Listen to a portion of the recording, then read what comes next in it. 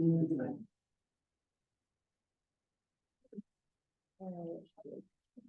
lost our participants, but.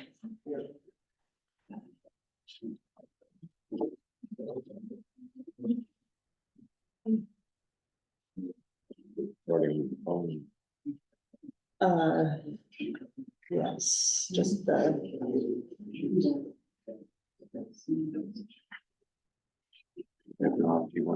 Yeah. So I make sure I have it. Oops, I just took a picture of myself. I didn't mean to do that. All right, you ready? Yes. Okay.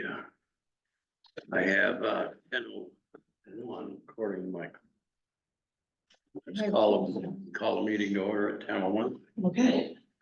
Is that correct? I have 10:07. 10:05. Please join me in the pledge. Make sure your cell phones are turned off or muted.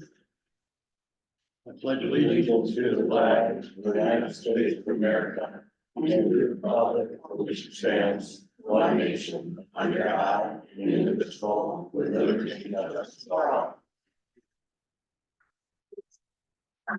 Okay, as far as the agenda goes, we're here for basically two reasons. I sent the agenda out. I didn't publish it. I didn't print it. Short-term rental. We want to get this draft copy corrected to hopefully appease most, if not all of everybody, including the board. We do have a resolution for early voting that has to be in by the 12th. So that's going to be added to the agenda. As far as the other items that I put out, we'll delete those. So we have two things, the STR discussion and early voting resolution. You want to do the early voting resolution first? Yes. Okay, get that out of the way so we can have an honest discussion about what to do about short-term rentals. Okay, roll call and approval of the agenda.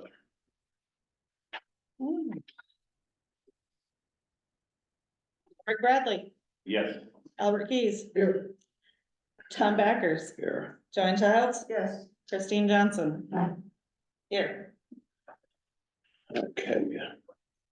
Everybody that wants to speak at the meeting and has signed in on the sign-in sheet, please. If not, please do. We've got several. Okay. So approval of the agenda, there are no minutes to approve. Like I said, early voting resolution. And item number 2, the STRs. All in favor, say aye. Opposed? Public comment. Yes, sir. I got a message from another individual that's trying to get on Zoom. And they're saying they just got kicked out of the meeting. It says there's host has another meeting in progress. Yeah, I had to switch it. I started in the wrong place and I had to restart it. So if they try to go back in, it should work. Try to go back in. Yeah, Okay, thank you. yeah, she rebooted it. She rebooted it. Thank you.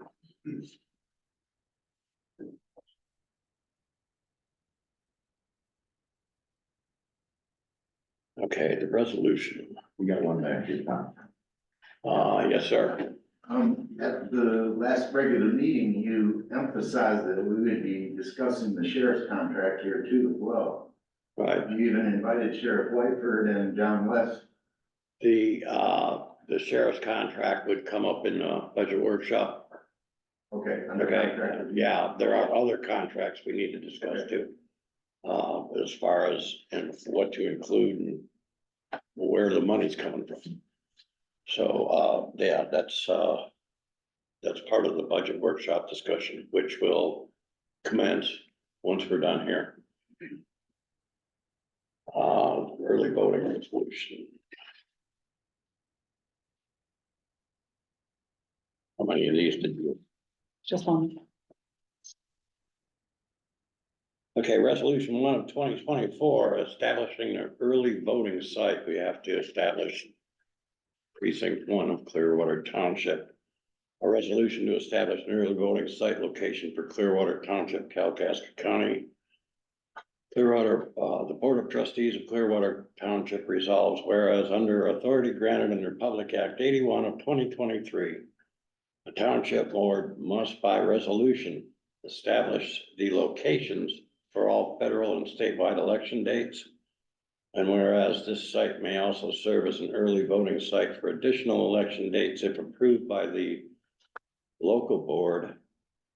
And whereas all qualified electors in Clearwater Township have the right to mark a ballot and deposit the ballot in a tabulator beginning the second Saturday before an election and ending the Sunday before the election. Now therefore be it resolved that the Clearwater Township Board has designated and approved the following location to serve as an early voting site for all federal and statewide election dates, which is the Clearwater Township Hall, 5440 River Street Northwest, Crawford City, Michigan, 49676.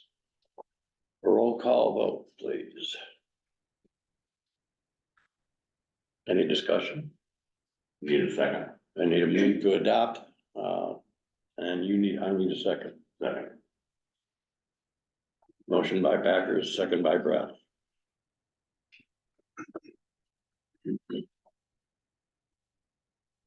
Joanne Childs? Yes. Tom Backers? Yes.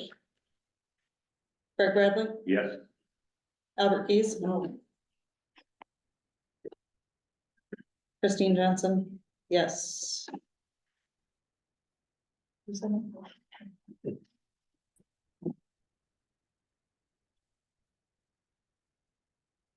Okay, that being done, moving on to the short-term rental ordinance. And I spent a lot of time on that this week, collecting any information I had, input from emails, letters, documents from the lawyers. I dispersed that to the remainder of the board. So we're all working from the same information. As far as this goes, what I would like to do is basically take the legal draft that was sent to us from Township Legal.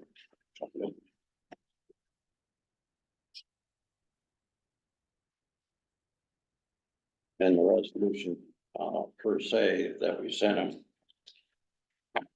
from the planning commission. And just go through it. Now,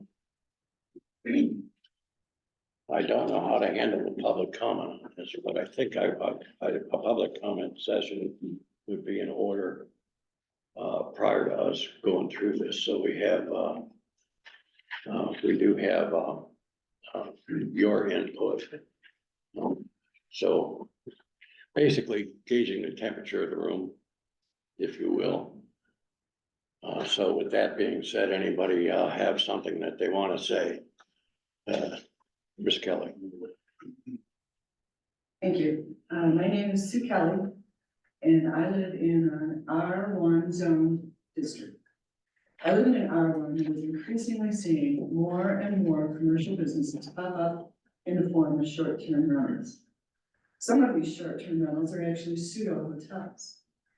I'm here today to express my ongoing concerns with this issue, my concerns and those of my neighbors. To be clear, our concern is with commercial businesses, and short-term rentals are commercial businesses in a zoned single-family residential area. Our current zoning does not allow commercial operations in zoned single-family residential areas as of now, but that is exactly what is being considered. While I find that disturbing, what I find even more disturbing is that the document before you today was negotiated by an attorney for the commercial business owners and the zoning administrator. Now, I don't know how the zoning administrator is given authority to negotiate on behalf of the township or what parameters he may have been given. But I was at the PC meeting where the negotiating meeting was discussed, and it was mentioned that, and I quote, there was a lot of testosterone in the room. I interpret that to mean there was a lot of huffing and puffing going on, or bullying per se. I've also heard the commercial business owner's attorney state more than once that the negotiated proposed ordinance is, and I quote, "the most his clients would accept." Well, let me share with you that the proposal you have before you now is not acceptable to many of the residents. And you've heard from these people through letters written to the PC, meeting attendance, and public comment. First, the fact that the township is entertaining the idea that they will provide an ordinance that allows short-term rental businesses to operate in an R1 single-family residential area is a huge concession that the board is saying residents simply have to accept. There should be protections put in place for the residents who are made to give up living in an R1 district in order for them to enjoy the chance to enjoy their property while there's a commercial operation going on next door. There are several items missing in the proposal that might provide a minimum amount of relief from the constant churn of visitors next door on vacation. Just to name a few, there must be a hard cap on the number of humans allowed on a short-term rental. And children count. Think about how many bodies you'd like next door to you. Think about how many properties in the district are already on non-conforming lots, tightly packed together. The definition of bedrooms needs to be clear and concise so that it's easily understood by renters and business owners how many guests can accommodate that building. It should not be a foyer with a closet, an entry door, and a sidewalk window where a blow-up mattress can be thrown on the floor. There should be a limit on the number of weeks that a short-term rental can be rented, or the number of licenses issued, or the distance between available rental units. I could list several more. The goal here is protecting neighborhoods and this community. I encourage you to look at established ordinances in neighboring townships. Those ordinances are working. There are companies who handle enforcement for those townships for a fee. That way, the taxpayers are not footing the bill in order for a few to make a profit.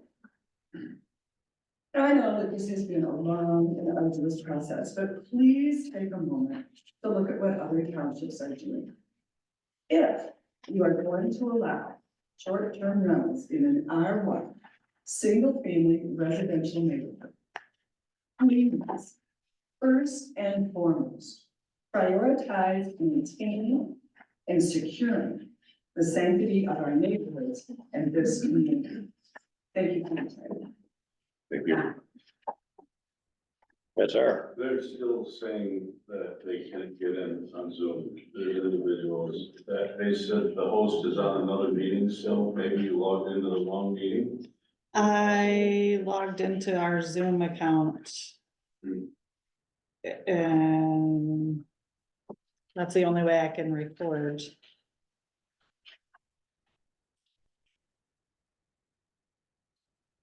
I'm not sure why. It should go to the same thing. There's only one host area. yeah, there should only be one link to Yeah. Zoom for the township.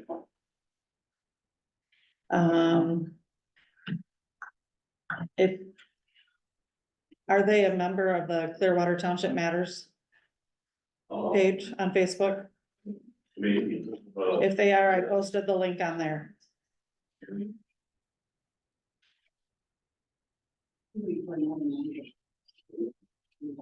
Okay, yes, ma'am. No, I was just gonna suggest she post the link somewhere. Yeah, that's what I just did. Like, how do I get people on here? I don't know. Okay, anybody else have yes, sir? So my name is Tom Pierce and I live on Shelley. And my neighborhood is increasingly going to short-term rentals. Property values are doubling in the last year because even commercial properties make more money. Because there's no limits, there's just popular cash. So I understand the pressure to do that. But we've been talking about short-term rentals for a year or two. it's hard to say this. What time, how time's passing these days. And other townships have passed and are successful with their short-term rentals in the Traverse City area and East Milton Bay and Antrim County. So I think looking at those, we could benefit from starting over with an existing functioning ordinance that's legally correct and seems to be working in other nearby townships. So, that's my comment. Okay, first of all, anybody else? Yes, sir. Well, I just wanted to mention something to town, but I'll address you, and that is that the ordinance that they did use was from Green Lake, so if Green Lake's ordinance is working, then that would be a township that they use to try to do that. And I understand it was a rush deal. We didn't like it. I was a member of the planning commission at that time, and it was kind of forced down our throat because the attorneys had already agreed on, you know, what was going to be in there, but nevertheless, we'll let conversation go on, but yes, you're right, Tom. Yeah, there's more than one ordinance in nearby area. Sure. Yes, sir. I guess, I don't know, you guys say there's ordinances that work, but I work for a lot of customers, and Milton is one where I've got a customer that says, you know, I conform to the ordinance, but my neighbors don't. And so you have the people that are going to break the rules, not conform to the ordinance, and it's not working in these other townships. So if you actually talk to individuals, I mean, it's a hard thing because it has to be enforced. Okay. And they're having a lot of problems enforcing it. Yes, sir. First of all, I thank the board for allowing us to speak today. It's very appreciated that working here. Commercialized short-term rentals should not be allowed. Our current ordinance doesn't allow for it. On top of that, they're going into residential districts, and that residential districts are for single families only, dedicated for that purpose, not a commercial business. And make no mistake, STRs are a commercial business. Their sole purpose is for making profits for the people that own it. That's We what- understand it. I get that. But you know what? The current draft that you're currently working on, I've gone over it tooth and nail myself. It is inappropriate. It's not put together right, whether Green something township is using it or not. If you took it from there, it's not a good document to work from. It really isn't. I've talked to the people at Milton Township, the supervisor, and I talked with the person that's in charge of zoning in East Bay Township. The East Bay Township zoning document for short-term rentals is really buttoned up. It's a well-written document. It covers everything from soup to nuts. And if you're gonna go off of a template, you should probably use something that is well put together, well designed, and seems to be working, although they started it in 2019, East Bay Township. They just adjusted it in June 1st or July 1st of 2023 to change a few things because it wasn't working the way they wanted it to. So to this gentleman's comments just a minute ago, they are in flux. They have to change, just like all of us do from time to time, if you put it in. But the one that we have is lacking in a number of subject areas like insurance and safety. I can go on and on. I've written to the board, I've written to all five of you of my views on that and put my notes in there. So if you printed it and shared it amongst each other, you have all those. I think you have. There is a whole lot of experience we can gain very quickly from East Bay Township especially, but Milton Township too. I agree with everything Sue Kelly just said. She said it very succinctly and very well, that it shouldn't be allowed. If you decide to go forward, that's the township's prerogative. However, you need to do it in the right way.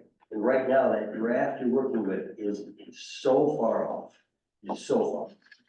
All right, Thanks for talking. okay. And your name for the record? Scott Sorensen. Yes, sir, Mr. Packer. Dan Packer, I live on Ridge Court. A couple of comments about the comments that have been made.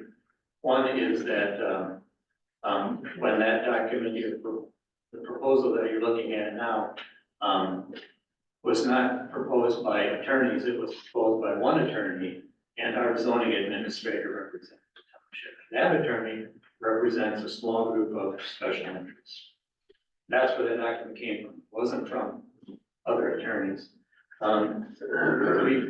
We hear a lot about short-term rentals being commercial operations.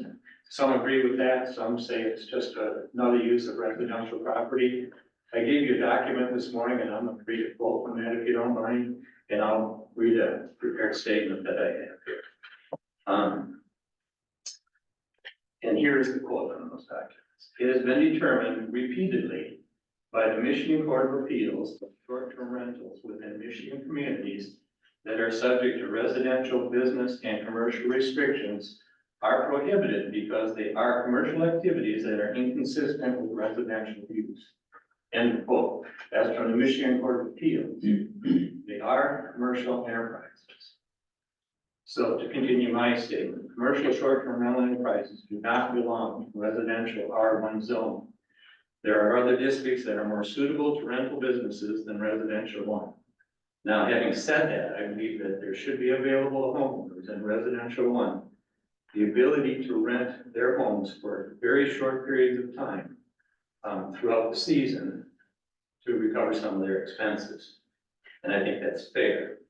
But it has to be in a manner that does not negatively impact the residential character of our neighborhoods. And I have said this before at a couple of meetings, that the character of a neighborhood isn't necessarily the appearance of the neighborhood, but it's what happens within that neighborhood. It's the neighbors that socialize, it's the neighbors that get together when help needs to be provided to someone. That's the character of neighborhood. And full-time short-term rental enterprises and residential one certainly and definitely have a negative impact on the character of the neighborhood. Secondly, as Ms. Kelly alluded to, the short-term rentals in Clearwater Township are highly concentrated in residential one, but even more so along the shore of Torch Lake and Torch River, where you have many, if not most of those properties are non-conforming in size. And that means that they're crowded together, they're right on top of each other. And that's where the concentration of short-term rentals are here. And if you come up with a fixed number of licenses, or however you do it, there has to be a provision in there to spread that. To get it out. I mean, you can go down and in places it's every other house that's a short-term rental, the closer you get to Torch River Bridge. Some townships, I think, Mr. Sorensen mentioned East Bay, they require a 1,000-foot separations and in residential one between short-term rentals. Other townships use different numbers. The smallest one I've seen is 500 feet. Not all townships do that, those are just a couple of examples.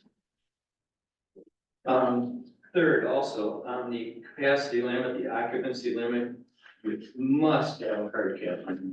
Many communities, Milton, East, hard caps of and the reason you do that is because if you don't, you leave a huge loophole. In fact, the proposal that you're considering there, the loophole, is that, and under that proposal, you could potentially bring an entire high school class to that property, claim to be the legal guardian, and there's nothing that anybody could do in a timely manner to prevent that from happening. To prove otherwise, how would you do that? Anybody under 18 doesn't count in that proposal. You have to have a hard limit. Absolutely. It makes it enforceable, and then that hard limit is published on the rental website too, so everybody knows what the limit and capacity of that is. A couple of other issues real quickly. The use of RVs during times of short-term rental needs to be addressed. Somebody can pull a motor home in there and double the capacity of that home. That needs to be addressed. And that's another tool that will be abused. Auxiliary dwelling units on a single parcel. When you rent out two dwelling units on a single parcel, you're turning it into multi-family, and that's not permitted in residential one. You cannot have two parcels, two homes on a single parcel, rented out, multi-family. Next is, you should, this is a little thing, but I think it's important. A good neighbor policy brochure should be included in the requirements of the licensing that is handed out to the renters, telling them that they are indeed in a residential area and to please treat it as such. It should include the noise ordinance and whatever else, the local contact, police. It's a good idea. And one other thing, my last statement here is not long ago, you were presented with a proposal that included much of the proposal currently being considered, as well as some meaningful limitations, some for Milton Township. And I think that should be considered as well, because that will go a long way to protecting our residential neighborhoods. And last, one more thing. On enforcement, you will never get 100% compliance on any ordinance, any law, anything. If you can get 70 or 80%, you're doing very well. So I know there's going to be people that will cheat on the ordinance, people cheat on speeding laws all the time, they run stoplights, whatever. You're not going to be at 100% compliance, and that's why you use post compliance, Granicus, outside companies to do the majority of your enforcement, and then the rest of it falls back to the township. Thank you. Okay, anybody else? Yes, ma'am. So, I'm not gonna speak in specifics to the proposal you have. First of all, my name's Mary Stanford, I'm a resident and property owner in Clearwater Township. I haven't looked at it, but I think it's important when you're considering something like this, that certainly guidelines are important, for sure, for those of us that live in the neighborhoods and love our neighborhoods. But also the people that come to us, they bring a lot of money into our economy that our local businesses depend on. And if we eliminate, as it sounds like some people prefer, all short-term rentals, there's nowhere for people to stay. We live in a beautiful area. We live where people vacation. People want to be here and there's nowhere else for them to stay. So I think it's important that we still welcome visitors to our area because they support our businesses. And honestly, help keep some of the crime that exists in Rapid City proper to a minimum, because people have places to work, they have livelihoods they can pursue here if our economy continues to thrive, but we need our visitors to this area in order to do that. We can't do it on our own. Thank you. Yes, sir. I'd like to reinforce the gentleman's, statement he made and give you an example of it. I live in Bobby Ball, I live down on, our wood trail next to the boat launch. Right there, starting at the corner, we've got one of the overnight short-term rentals. The advertising is 14. What are they doing with their sewage? How, you know, the health department would issue a building permit, without a septic system, well, for that, it would be huge. But then you've got that right on the corner, and adjoining the property, I don't know if it's the same piece of property or not. I can't remember how it was divided, but they have 3 travel trailers. So that's right there in the corner.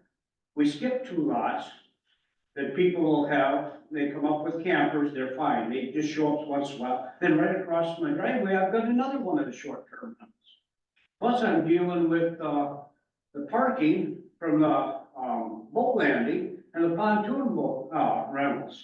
All those people park out on the road, you can't get through there in the summertime with all that commotion. And at the short-term rentals there has been a couple of nights, there's been fights out on the roads and people all over the roads, all over the night, just fighting and hollering and carrying on. You gotta regulate this. I understand. I get the complaints almost on a daily basis in the summertime. Okay, anybody else before we? My name is Kurt Cox, I live on Shellway. Just 2 main points that I want to go ahead and address, and one is, was a mention of the septic overflow. The Tip of the Mid Watershed Council a year or so ago, did a study, and they saw elevated plumes coming out of the septics only around where short-term rentals are. And that's because folks go ahead and they overstock the system because they bring more people than they're supposed to. So that's a concern that I think needs to be addressed, because folks are coming up here to be in the lake. Nobody wants to go ahead and be swimming in an algal plume. You know, the entire economy will go ahead and drop. The other issue is, although it looks good for my family, that our value of our house is almost doubled in the last couple of years. The issue we have with that is that it makes it tough for those families that need to go ahead and live around here, to go ahead and raise their kids, establish community. So that's, I believe it's due to the increased prices for looking at our houses being a possible commercial venture. So weighing the economy between keeping jobs for people and having local housing, which is a national issue. I know where we came from in Oregon, fire came through, most of the properties that were along the river were purchased by outside folks, not within the local community, and the population just dropped, the schools looking at closing down. So good luck on this ordinance. Okay. Yes, ma'am. I have a brief comment. Mary Beth Kazansky, I also live on Shelley, about the businesses and supporting local businesses by having short-term rentals. My take is that you are robbing our neighborhoods or the community that support these businesses all year long. And that rather than putting up, and nothing bad to the people who own the storage units, but maybe a nice little motel or something, instead of having my street be full of houses that were swapped up and made into short-term rentals. So, I think there are other ways to support our businesses. If you are a business, which is a short-term rental company, you should be making a business out of it. And that there are things called motels and condos. Okay, anyone else before I get into it? Just one quick thing, you mentioned that there was people calling in throughout the summer, almost on a daily basis, and I just wondered if those are being recorded somewhere, and if so, where can we access that information? Several emails, basically, what I do is, contact the sheriff's office, which up until June 1st of this year, we'd get a response, not, mostly parking problems and around the Torch River, the Arwood Trail boat launch on the Torch River. That those parking, that's just insane what goes on over there in the summertime. And the RV, the short-term rental on the corner there with the gravel back and the 3 RVs, so she says it's for family use. Okay, which I understand that, but yeah, to document those, I probably have a 4-page list just from last summer. I try to deal with those on an as required basis. I try my best to answer all emails and call people back. When I do get a phone call and a message about some disturbance, mostly noise, 2 a.m. in the morning, around the bonfire on the beach and people getting rowdy and, alcohol's involved, etc. But, yeah, but the thing about it is we have a problem we have to deal with. Period. Okay? The definition of a commercial business in an R1 district is you have to live there. They're all illegal if they're not living on the premises. Okay? You can run a commercial business in an R1 district if that is your primary reference. It's a family-run business and you are actually living on the property. So they're all illegal. My notes. Is there public comment? What's that? Is public comment finished? I've had, do you have something to say before I get into it? I would like to say something. I'd like to address the misconception, that I am hearing repeatedly and try to let folks know that, homeowners that are participating in short-term rentals are not greedy corporations trying to take over the community. That it almost has an air of conspiracy theory. I don't know if there's been research done in this by anybody about the people that are doing this short-term rentals and whether or not they are corporations or some big conglomerates that are sucking up parcels to take over the area. But I think that's a very large misconception. What I would propose that you would find is these are homeowners that are trying to keep and maintain a family heirloom. And they're trying to subsidize the extremely high taxes in some of these areas and be able to hang on to these properties from generation to generation, because currently the way that the tax is set up for some of these properties and the value of these properties that, you talk about, families wanting to raise families and have families, and some of these properties, a single family dwelling, to maintain the taxes on these properties, those careers and employment opportunities are not in this area. There's no manufacturing in this area. There's no real, large income available for people to be able to reside in some of these properties now and be able to raise a single family. And these people that are trying to hang on to these family heirlooms are doing the STR in a way to help subsidize the taxes.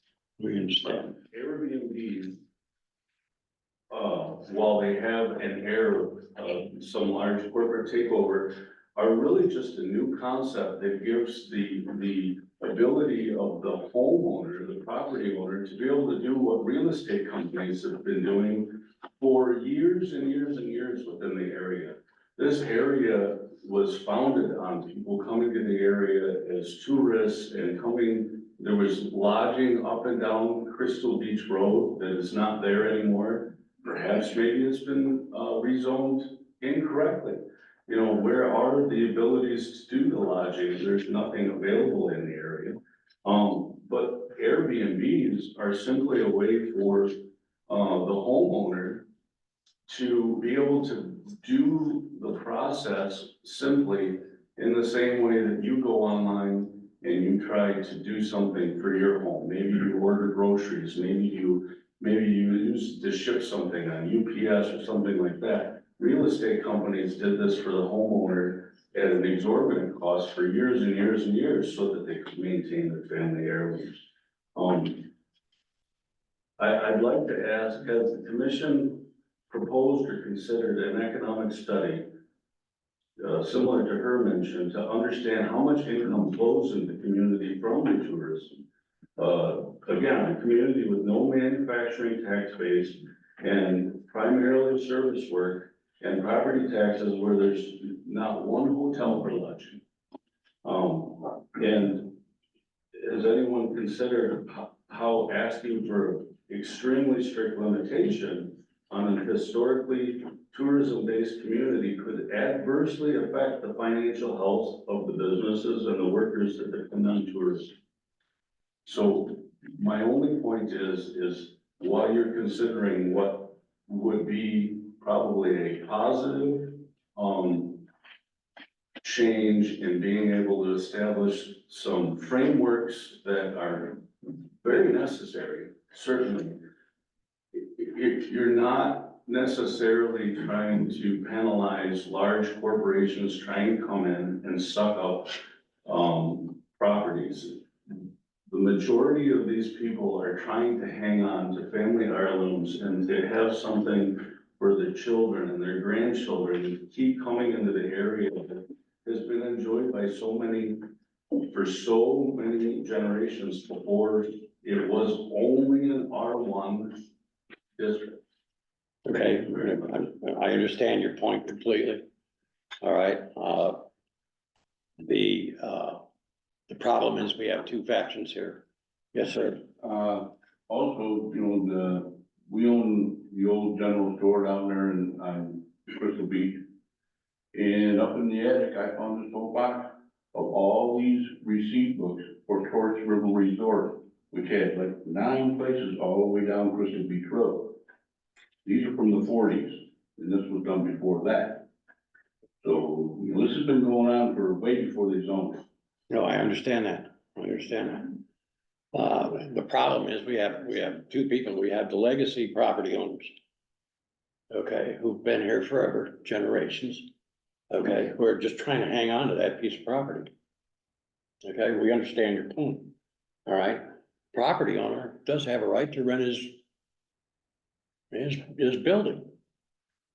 Okay, what we're trying to do, we do have, shall we say, out of the region, out of state, and in some cases, out of the country, owners of some of these properties that are bought specifically to make money.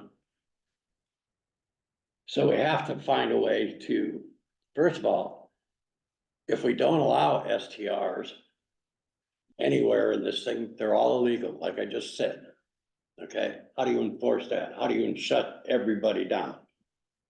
Which would be what you're saying. So we have to shut everybody down. That includes the legacy owners. All right. The second thing is, if we establish that short-term rentals are, because right now they're not permitted under ordinance 22. What we're trying to do here is establish a definition of short-term rental so that we can regulate it. In other words, we can put a cap on it. We could put a cap on the number of cars and the number of individuals and the number of bedrooms that septic system will support. Okay, and no more. All right. Limit the number of weeks during a calendar year that you can utilize these places as short-term rentals. My notes, okay, and this is after I spent all week on this. Okay, cap on maximum occupancy. Ordinance 22, as I stated, does not address STRs. Therefore, STRs are not currently permitted and therefore not regulated. Enforcement of the noise ordinance and trespass rules. That goes to the sheriff. Without a sheriff's contract, they won't enforce local ordinances, which is part of the discussion with the budget. What do we do with the sheriff's contract now? Septic system limits. Okay, included in the application process should be an inspection, a septic site plan, which is with your well and septic permits, that should be on file with the county.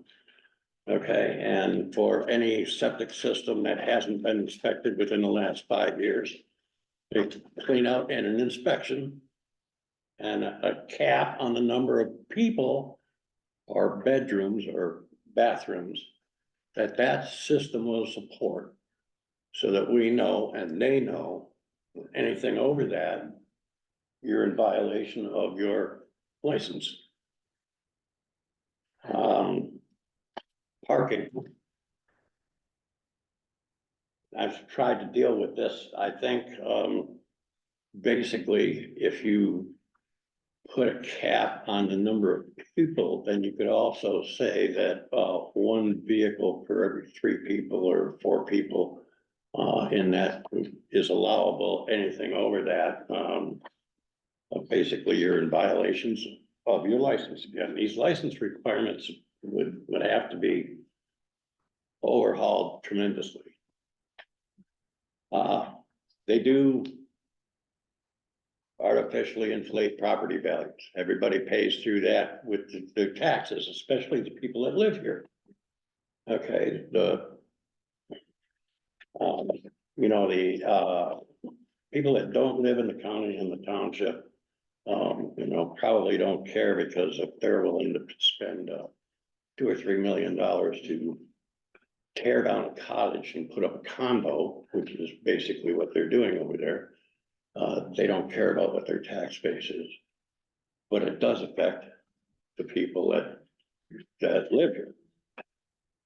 Fees and fines should be large enough to provide adequate enforcement, and that would involve the sheriff and also the zoning administrator, legal fees for court processes, etc. Trash is the other thing.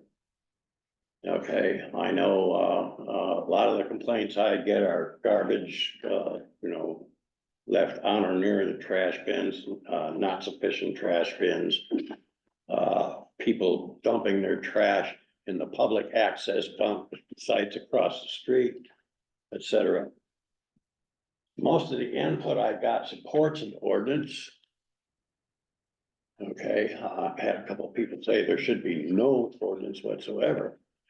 But in that case, you revert back to ordinance 22, which basically does not allow commercial business in R1. The other thing I had was land use districts. The way this is written, STRs would be allowed in all land use districts. And one thing that this doesn't address is campers and RVs. Okay, so that has to be amended. We do need a regulation if we're going to try and do anything about this. So we do have to come up with an ordinance.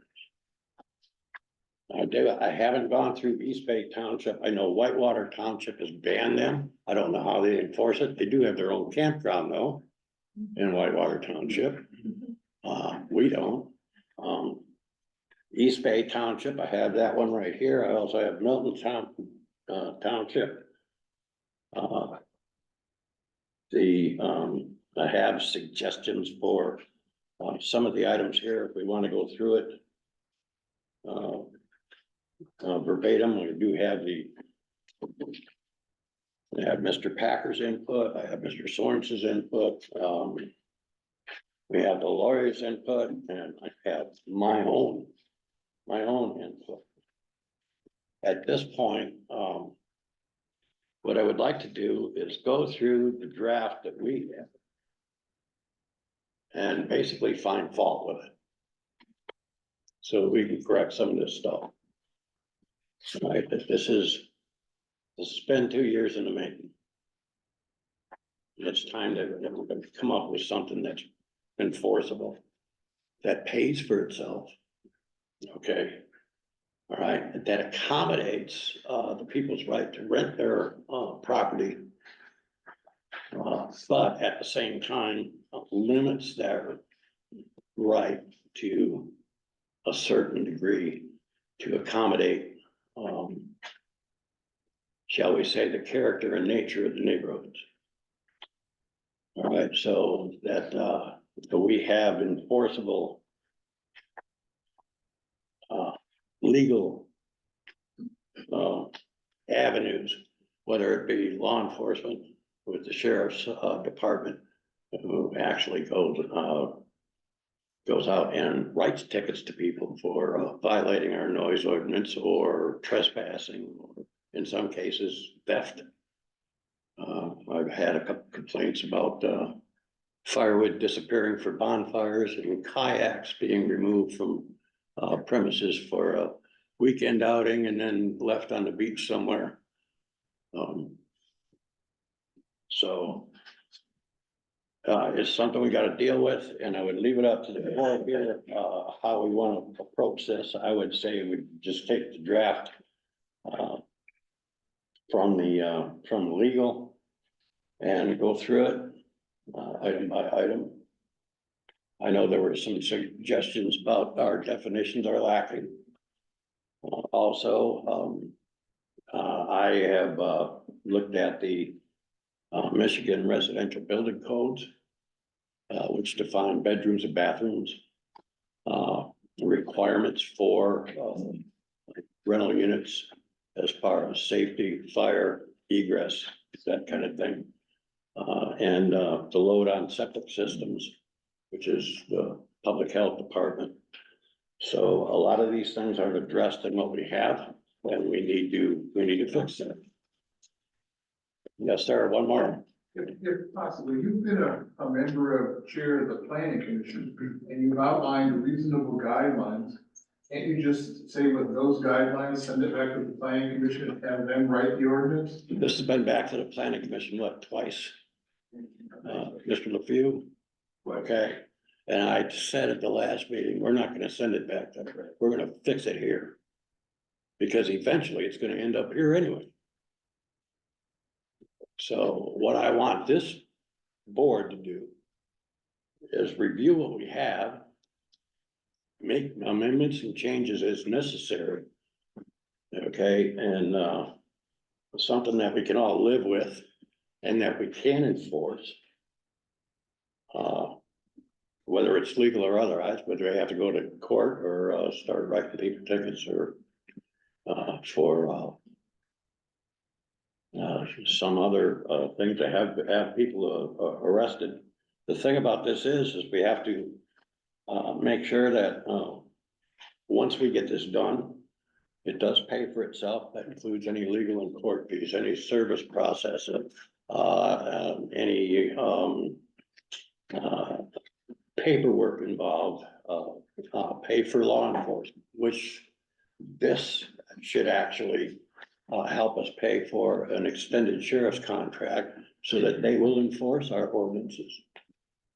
Okay, may not do it all at once, but it would certainly go a long way to solving the sheriff's contract problem and give us a reason. And if the sheriff files charges against somebody, we have to ensure then that the county prosecutor doesn't take those charges and throw them in the wastebasket, which is what he's been doing. So. Okay, anybody want to start? Board members? Well, if I may, Yes. I'd like to address the public. Well, a couple things that I got questions on. How many people here knew that they were in a residential district when they bought their property? Okay, and I'm assuming that you didn't know the ordinance, that there was no rentals in R1, short term? That was undefined, But they need to. by the state, it was undefined, it's been done historically. I think the little township, if you call down, they just say yes. I feel people that have been, I heard customers that have been told, we were told yes by the township, and now they're trying to stop it. But this is you guys, right? This is old. But it was an R1 at that time. There are meeting minutes where the commission and the township board historically has discussed people renting short-term. Mr. Backers was on the commission at the time, and everybody understood it was a common practice in the area, and it's stated on record that everybody knows that people do so to subsidize taxes and the high cost of the property. Let me kind of clear this up. The first zoning ordinance adopted by this township was zoning ordinance 9, adopted back in 1972 or 73. Okay, that was the first actual planning commission, the first zoning. Okay, everything that was going on at that time was grandfathered previous. So short-term rentals have been going on since probably the guy put his first cabin on the shoreline of Torch Lake. Sure. And when he wasn't using it for hunting or his family, he rented it out to his friends. Okay, so everything prior to planning and zoning, the Enabling Act, 110 of 1972, I believe it is. Okay, previous to that was grandfather. So the legacy rentals basically have been going on forever. And the, shall we say, corporate / capital investment type rentals are recently becoming a problem simply because of the internet. VRBO, kayak, hotels.com, price point, Airbnb, everything travels at the speed of light now. Okay, and yes, it's a good advertising platform to make sure that your investment for some of these people, okay, is occupied from 2 weeks prior to Memorial Day until hunting season. So how do you deal with that? And like I said, we need something that's enforceable. You have the floor, sir. The other question I have is, you know, we've been talking short-term rental to pay the taxes and stuff. What would be an option to go longer than the 30 days? Then you'd be a rental, right? Like say 3 months, You need a lease. you know, so that would be another option.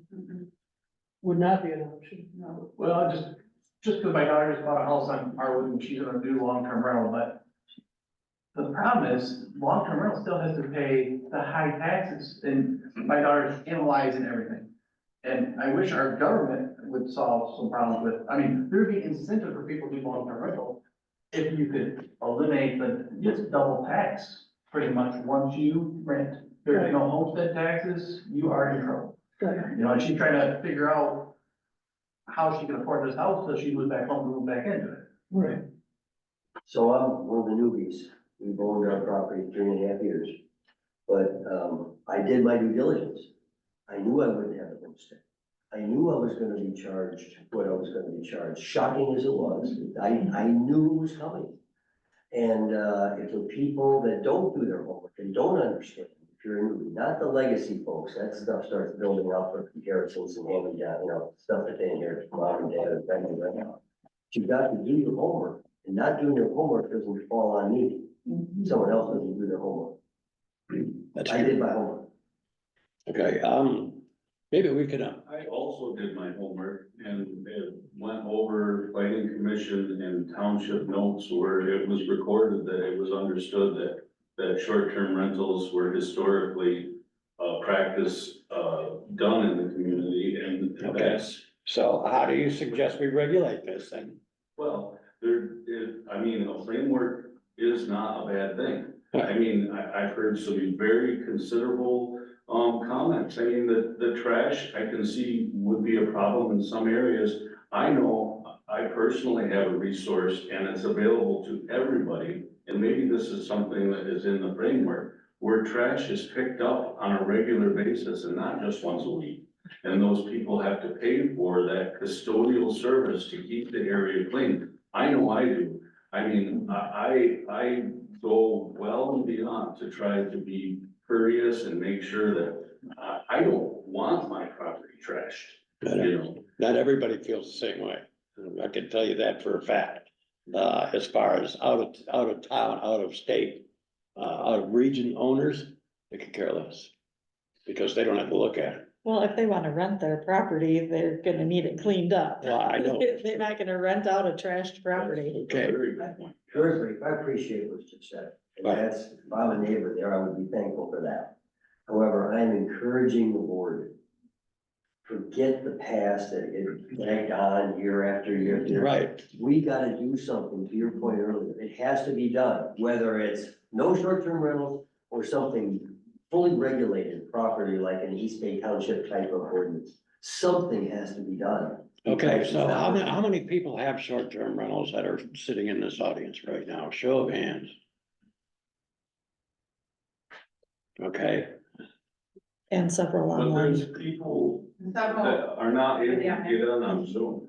That Yeah, they couldn't get no, on. no, I understand that, but I'm just looking for, like I I have said, 14 online, 15. the online. temperature of the room. Okay, Right. we put a cap on the weeks. From when to when? I've heard suggestions of 10 weeks. Okay, 10 weeks covers half the summer. Okay, remember, we have to enforce this. Okay, I also had a suggestion for 12 weeks, which is 3 months. Now, you could squeeze 3 months in between Memorial Day and Labor Day and not include either holiday.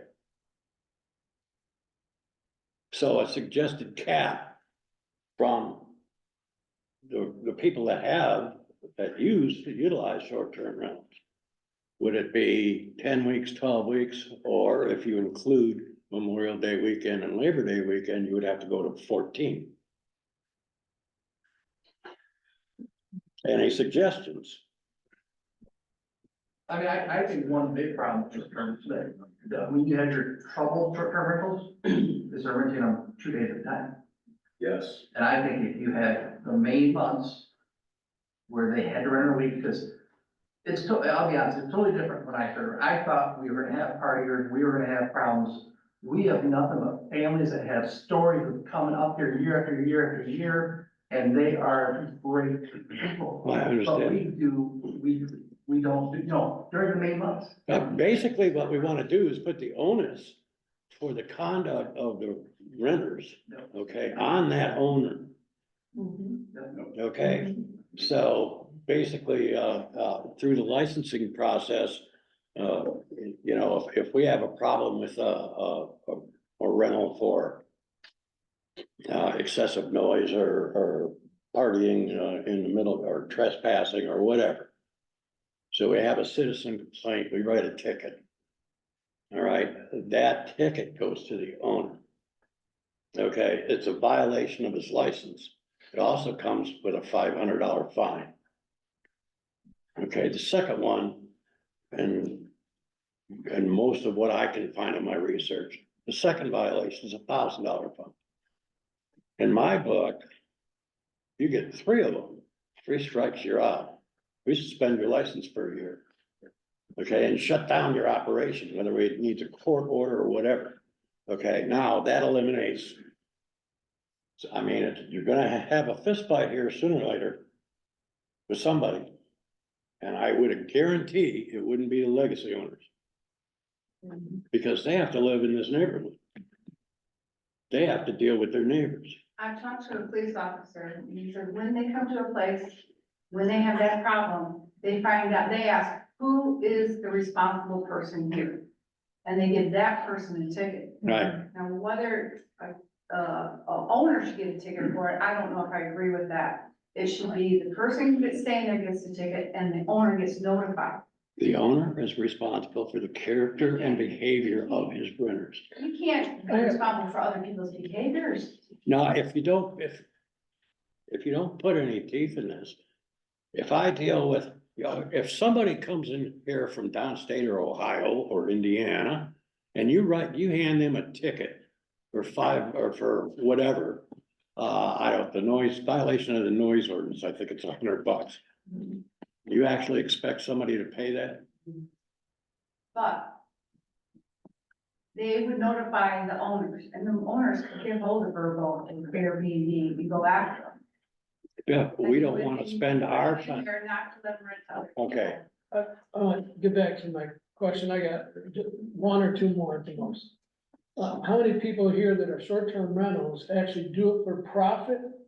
Or do they do it to pay for their taxes? Yeah. His profit is in maintaining the property and keeping it up to be able to have a short-term rental? condition of everything that needs to be taken care of, like the septic system and making sure that it's at the highest capacity that is required for your property. I mean, when I rent, I have to accommodate for everything that needs to be done to my property. And, you know, it pays for the taxes, it pays for the mortgages, and it pays for the maintenance. septic systems, maintenance, you know, upkeep, painting, Okay, so you pay for the taxes, upkeep the property, and you upgrade your property as you, make money. Specifically to your point, not a short-term rental, but I looked on Airbnb and VRBO. Most, I haven't looked at all of them, but most, they're open all season long for renting. Doesn't mean they'll rent, so you can't interpret it as an exact science, but it looks like they're all open all season long. Some of them are open all year long. They want to rent in winter time, they're open to be rented. Yeah, and they mark their calendar for seasons when they're not Yeah, it'll be marked as shaded if it's Yeah, not, can't do August because we're gonna be up there in August, whatever, but most of them are open all year long. Gentlemen in the back. So in Shellway, we've had a couple houses flip to go to Airbnb or VRBO, I don't know, but they're rented last weekend, the weekend before, a couple weekends ago, they're rented for a weekend, pretty much every week. And, you know, people come up and there's a bunch of cars and multiple trash cans. Figured out how the multiple trash cans show. But One last question here. So what I'm hearing is Airbnb, now we got Legacy, Yes, But right? Airbnb uses, their legacy also uses Airbnb. So you use Airbnb. What you're dealing with is legacy owners and profit. But to his point, I'm surprised, and to add to his point, I have no rentals in the winter, I have no rentals outside of the holidays because I do, like he mentioned as guidance, I have had experiences many years ago where I rented very short term, 3-day weekends, 4-day weekends. No, thank you. Absolutely not. In fact, if somebody wants to utilize, the property for a short time. 7 days minimum. They have to pay for the higher rate. You know, but you do have, the framework of a family of grandparents looking for a way to get their kids and their grandchildren together for 1 week, 4 days, where they very rarely can get everybody together and have a nice time like they used to. You know, when the family was younger, and it's an opportunity, and they bring that money, and they bring that income, and I would say 98% of the time, those families that are coming in are just enjoying the water and the area and their kids and their grandkids. So you rent out holiday to holiday? Yes, sir. Okay, thank you. Yes, sir. Sorry. There was one answer online that says they pay for taxes and maintenance. That's what they're for, to pay taxes and Basically. maintenance. And I mean, I think that's the point, I mean, if you're gonna say R1 district, I mean, if you had a minimum 4-night stay, you would eliminate the college kids, I mean, they can't afford to pay 4 days, and that's what we found, and, you know, that's, you do a 5-day minimum in the summer, and you don't get You don't get the frat parties on the weekends. I do not want 30 kids on my. So property. basically, one of the things I ran across was a 7-day minimum. Yes. Okay, so if that's a license for the home, okay, that should be included in that. What you're saying is that would eliminate the frat parties on the weekends and a 4-day, unless they want to pay for a week and just use it for those 4 days. So, Mr. Packard had one. yes, go ahead. Just a quick comment here. I totally agree with these gentlemen that a 7-day minimum rental period eliminates a lot of the problem renters. Okay, that's- Because you get away from the bachelor parties and the bachelorette parties. Okay. Party weekenders.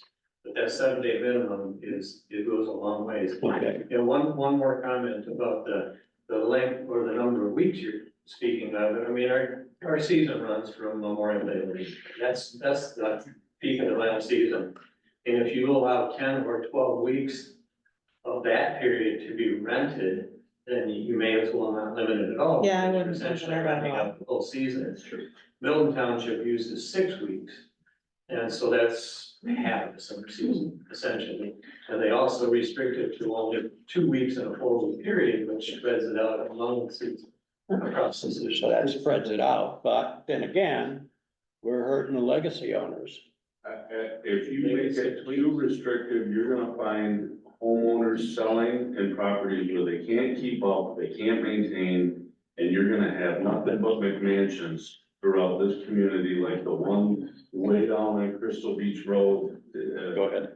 Because people have to sell their properties, the money, and that they're gonna tear down the small houses and the cottages, and you're gonna see giants come up in the area from, like you said, people that don't care about taxes because they have more money than they can possibly. So So how much money per week do you actually charge? What's an average, what is an average weekly rate? My average weekly rate is. Everybody's is different. But it can be anywhere from 8,000 to 10,000 or something in that. And then it goes down, okay. See, what I'm talking about is balance. Yeah. We have to enforce it. I keep coming back to that. Whatever we decide here, we have to be able to enforce. That is. I'm asking for a fair window of a calendar year. Okay, that doesn't hurt the legacy owners, but that puts restrictions on the non-legacy owners, if you wanna call them that. Okay, as far as what they can do, not when they can do it, but for how long a time frame. So that if they exceed that, they lose their license. Now we go to court and we get into legal matters again. So, yes, sir. I have friends that rent out their cottage that they use in the summertime. They rent it out periodically when they're not there. How do we distinguish between a renter and say even their family? Maybe their family's coming up for a week. If they're family, it doesn't count against the short term. How do you know? What, one of the requirements that you would have to be, would be your reservation schedule. Especially for the summer season. Okay, these people book How are a you year in policing that? advance.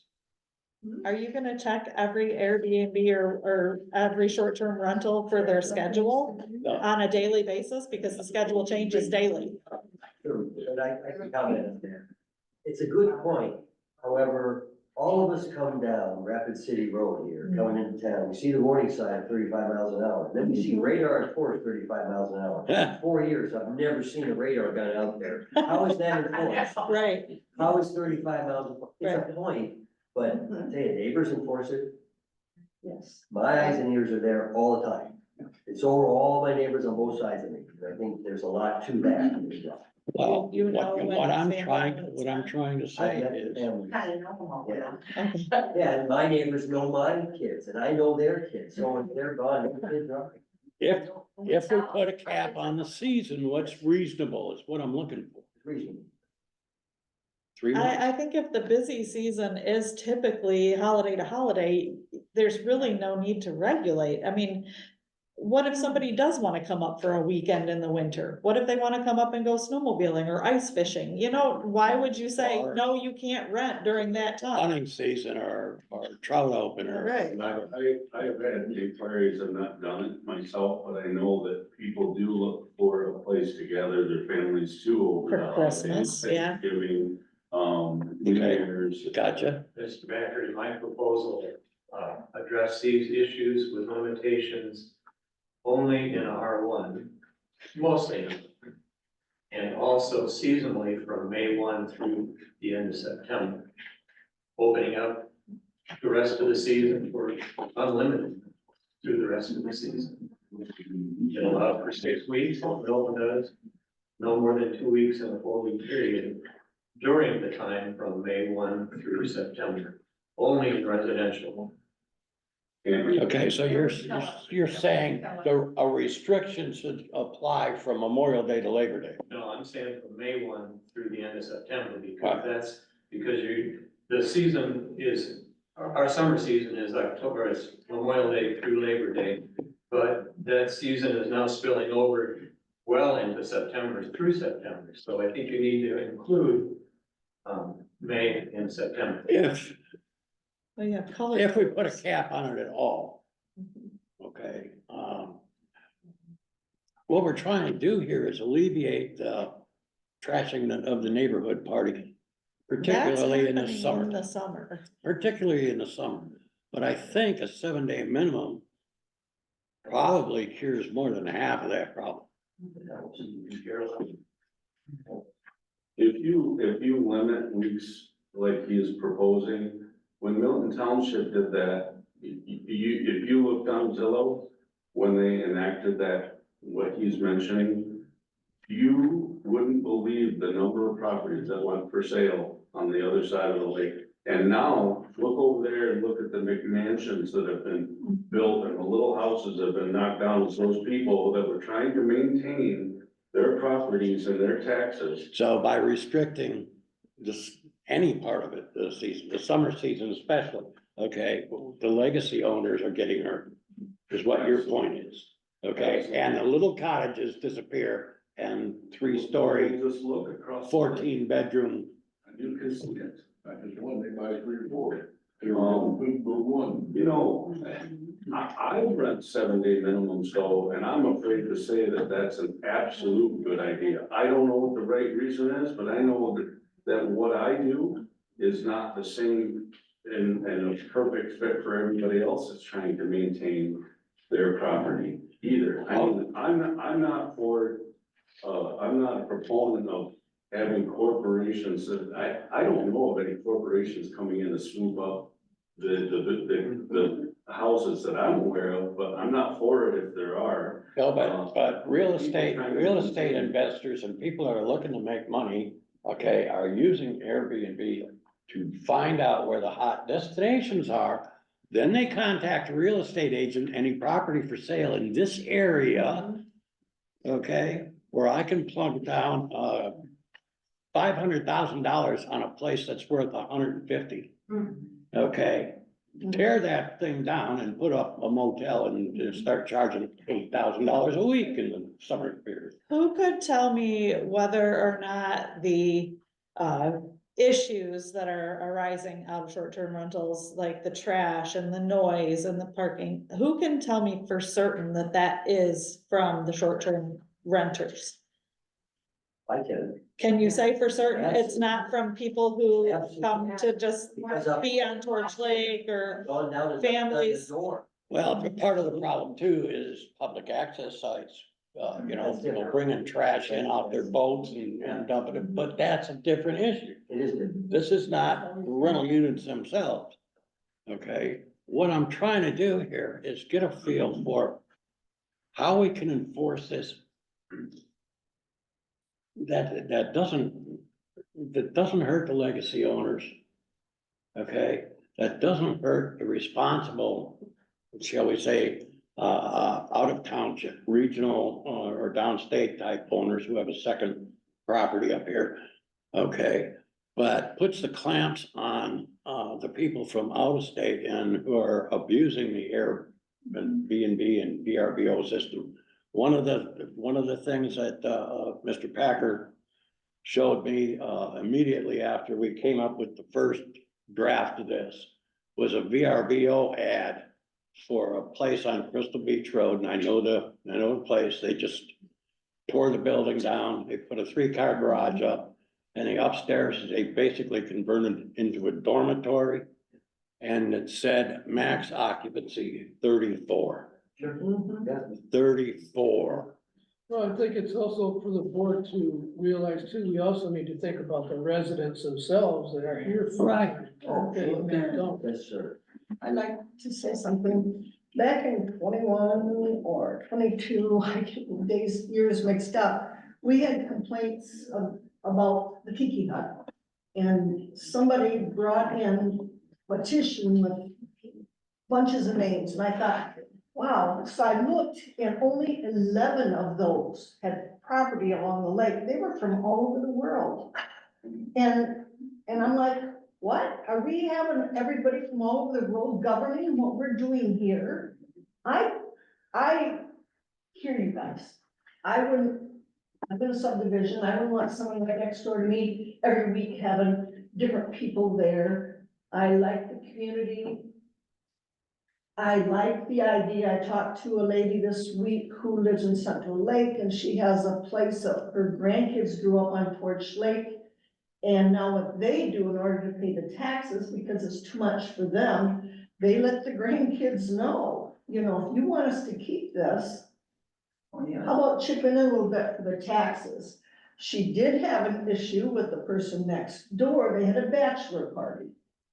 And the people, it got very obnoxious. And there was words and 2 o'clock in the morning, and she felt threatened. there's gotta be some way to control that, and I'm not sure even the sheriff can do that.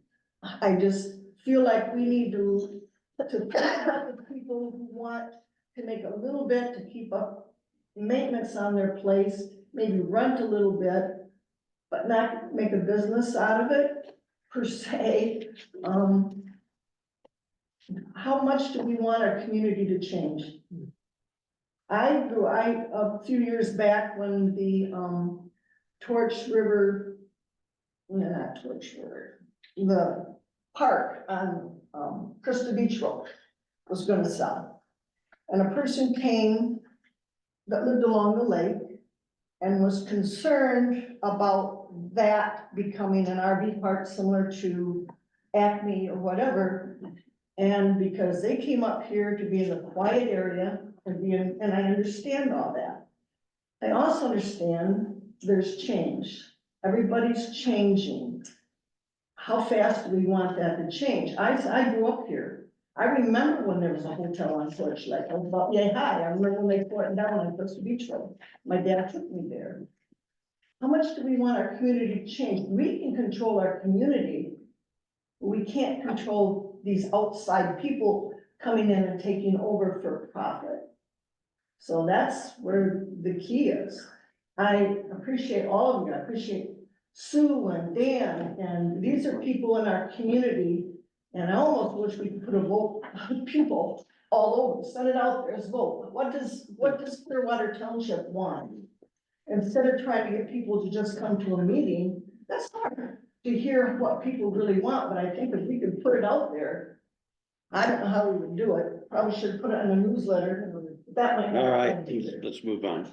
But Okay, as far as going down my list here, the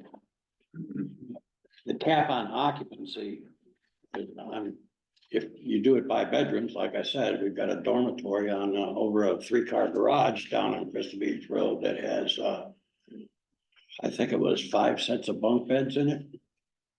Okay, the cap on occupancy should be, reasonable, and at max should be what the septic system can support on a daily basis, which would basically require, a copy of your septic permit, okay, and an inspection. Okay, so, that should be included. Septic inspection. Also,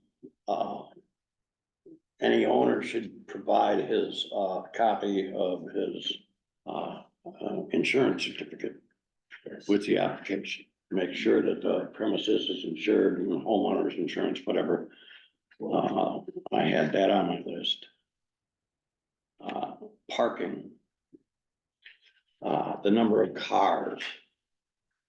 Basically overflow. Torch Bridge Court, I know I've been down there in the summertime, and we've got people that are renting on Crystal Beach Road that are parking their cars on Torch Bridge Court and Shell Lake. Yes, sir. You know, when they put in that walking bike lane on Crystal Beach Road, that's what we were charged for a special assessment, not a parking lot. They made a parking lot out of it. That's a bike lane and a walking path, not a parking lot. That's what we paid for. The other thing I wanted to discuss with, Really? Yes. was, That's a special assessment, and it was for a walking. whether the township has the authority on local roads How's the parking? to designate no parking areas. You know, without county approval or state approval. I mean, we can put up no parking signs, I think, on our local streets wherever the hell we want. But I'll have to check that. But, as far as limiting the number of vehicles in any short-term rental that's basically oversized, or undersized for that matter. I think, the number of occupants divisible by the number of cars. I know this isn't gonna be popular, but if you restrict parking and vehicles for short-term rentals, wouldn't that also need to apply to everybody? Yep. Well, no, And we're also- talking about on the property. Also, septic inspections, if you're gonna enforce that for short-term rentals, shouldn't that apply also to everybody? Yes, it should. Actually, Does when you buy.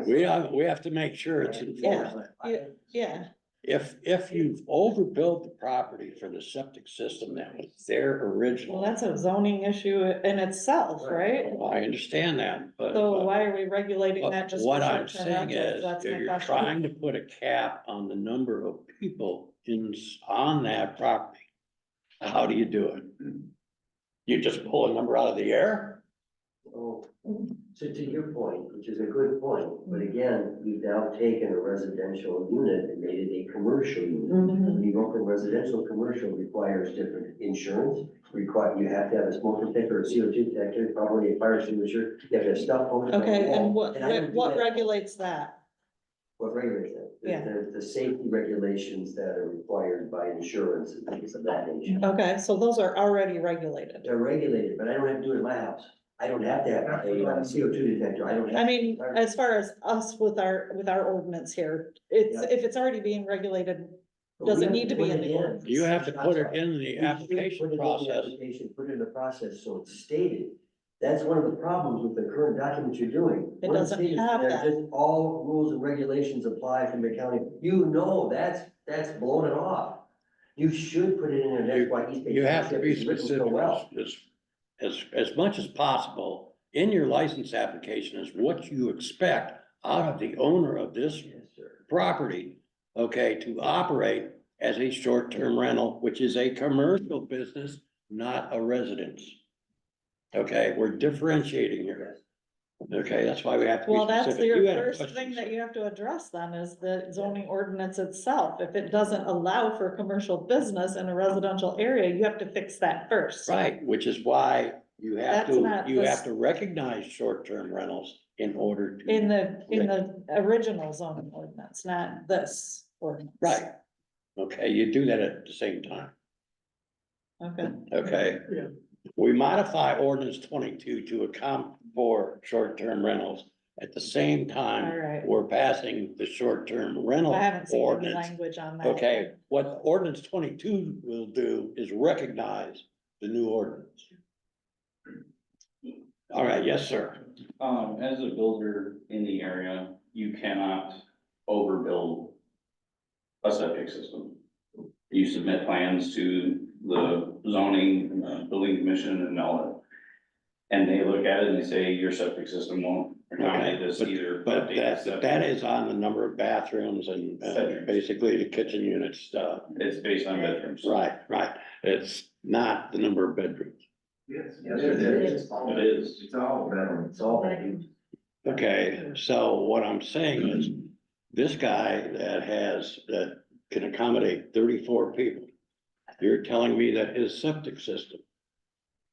I Okay, can't tell you that for sure, but if he follows. but the established theoretically, process of in other words, the chances Can I are, speak? the chances that he Can I answer your lied. question? When he built the place. When What he he did. built the place, he tore down whatever existed and rebuilt it. Right, If he followed and the process, the laws, the building codes, everything else, yes, that septic system should theoretically, if every now, process was if followed. his dormitory over the garage was counted as one bedroom, That's right, okay, and sleeps 10 people. that's right. Right. Okay, now we have an There issue. may be loopholes in that, and that's, Okay. but as far as, that's one property. Right, well, no, I You know understand, what I'm saying? but there are others, okay, if there's one instance, there's more. Okay, people cheating on this, it's all about the money, the Benjamins, let's go. And I mean, I believe when you talk to the health department that he would define, like he would tell you, I assume a bedroom is this many people, whether it's 2, whether it's 1.5. I'm sure, when we're talking about having to have a permit, Michigan Building Code defines bedroom. and then, So I heard you mention a problem with bunk beds or something along that matter. So can nobody else in the community have bunk beds and? No, I'm saying when you. And you cannot have a family gathering at your house with more than 14 people. No, a family gathering is, are you, Oh, come on, get some order here. Yeah. all right. Is a family, are you renting your place to the family? If it's a family gambling, are you charging them $8,000 to rent your Does it unit? matter if it's a money thing or not? Oh, well, that's what I'm saying. Okay, if you're having a family reunion at your property, are you gonna charge your family $8,000 for the Well, weekend? what does that have to do with anything? Because, a family gathering is not a rental for a vacation. Every week. It's Every still week. property use. It's You still understand what I'm property saying? use. You have to differentiate between. us. Family every. Okay. Some people like it, I don't know. Anyway. You've got one more, Tom. Your answer, this is me, right there. Yes, Okay, you're talking about limiting cars. The problem with that, and I agree with limiting cars, but the problem is exactly what you're seeing. You can say, okay, no more than 4 cars. So the excess cars are gonna be parking where you're complaining about and every place and any place else. So what, is there some way to? how to address it? We can't do anything with a county road. Okay, you can't restrict, parking on where it's allowed on Crystal Beach Road. On one side of Crystal Beach is no parking, the other side, you can park there. Okay, so you can't say short-term rentals can't park there because everybody can park there. All right, now, how do you limit the number of cars to alleviate the parking problem? When you have, shall we say, 8 or 10 people there and everybody drives their own car. Well, you've got 10 cars in a driveway that maybe, or a garage that maybe holds 3 or 4. Where do they put the excess? They put it on. And we have that on a regular summer basis, homes that aren't rented, like you said, family members, it's, how do you tell? Are we gonna mark, this is a rental? People this driving isn't a from rental? Traverse City just to Yeah. go to the lake. To the cars, My property, I got off track. Guys had more Want to close parking. this up and get back to the board. when my family is there, I keep. than when I have. Okay, Yeah, we have enough. all right, one more. It's very important to remember here as you're debating this, that what you're putting together is a police power ordinance, not a zoning ordinance. Zoning ordinance, regulates the use of the property. Police power ordinance regulates an activity on that property. So, in the police power ordinance, you can have other restrictions and other requirements that don't apply to when the property is being used other than what's being controlled by the police power ordinance, which is short-term rental. So you can have other parking restrictions, and you can have occupancy restrictions that apply in the police power ordinance to short-term rentals that don't apply to the zoning. In the short term, to Mr. Packard's comment, the East Bay Township document, their ordinance isn't police, so. Right, that's what this is intended to be. Yes, okay. Okay, Yeah, thanks, John. okay, all right, back to the board.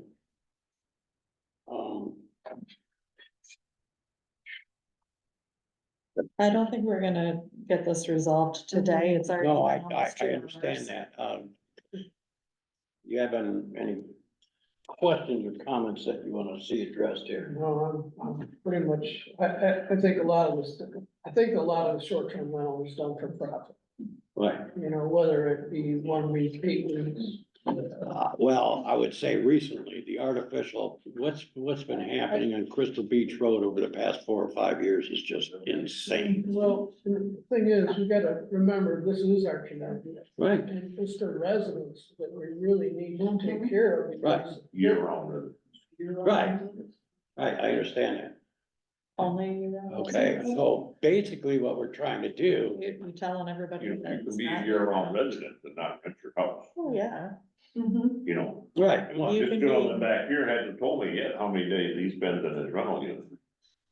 Can you homestead? a rental? After the summer. Yeah. Well, And yes. before the summer is the time. that If my you're family living there and gets to renting, enjoy it. it's not. That's how we were considered the able to same, do 'cause that's so. where Airbnb or not like that. We frequent here. And you can do that Almost every without weekend. all of the regulations. As many times as we possibly can, because we are able to subsidize it. To answer your question, what we're trying to do here is maintain some sort of control of the non-residents, okay, for the benefit of the resident. Okay, there's gotta be some sort of, limitation as to what, non-residents can do here. I have a question. Can a person homestead a place, say they live more, 1 day and 6 months in it, and do the short-term rental? No. And how do you- That has to be their main residence. But there, it says you have to live there, isn't it? 6 months in a day to homestead? Yes. Our Right. lawyer said that you can do that, but then I asked the assessor and she said no. So I get different answers, so I'm Can I- not real clear. I just wanna ask- Okay. I just wanna ask you a question. Like, you don't rent at all, you're there. Oh, You said that you can.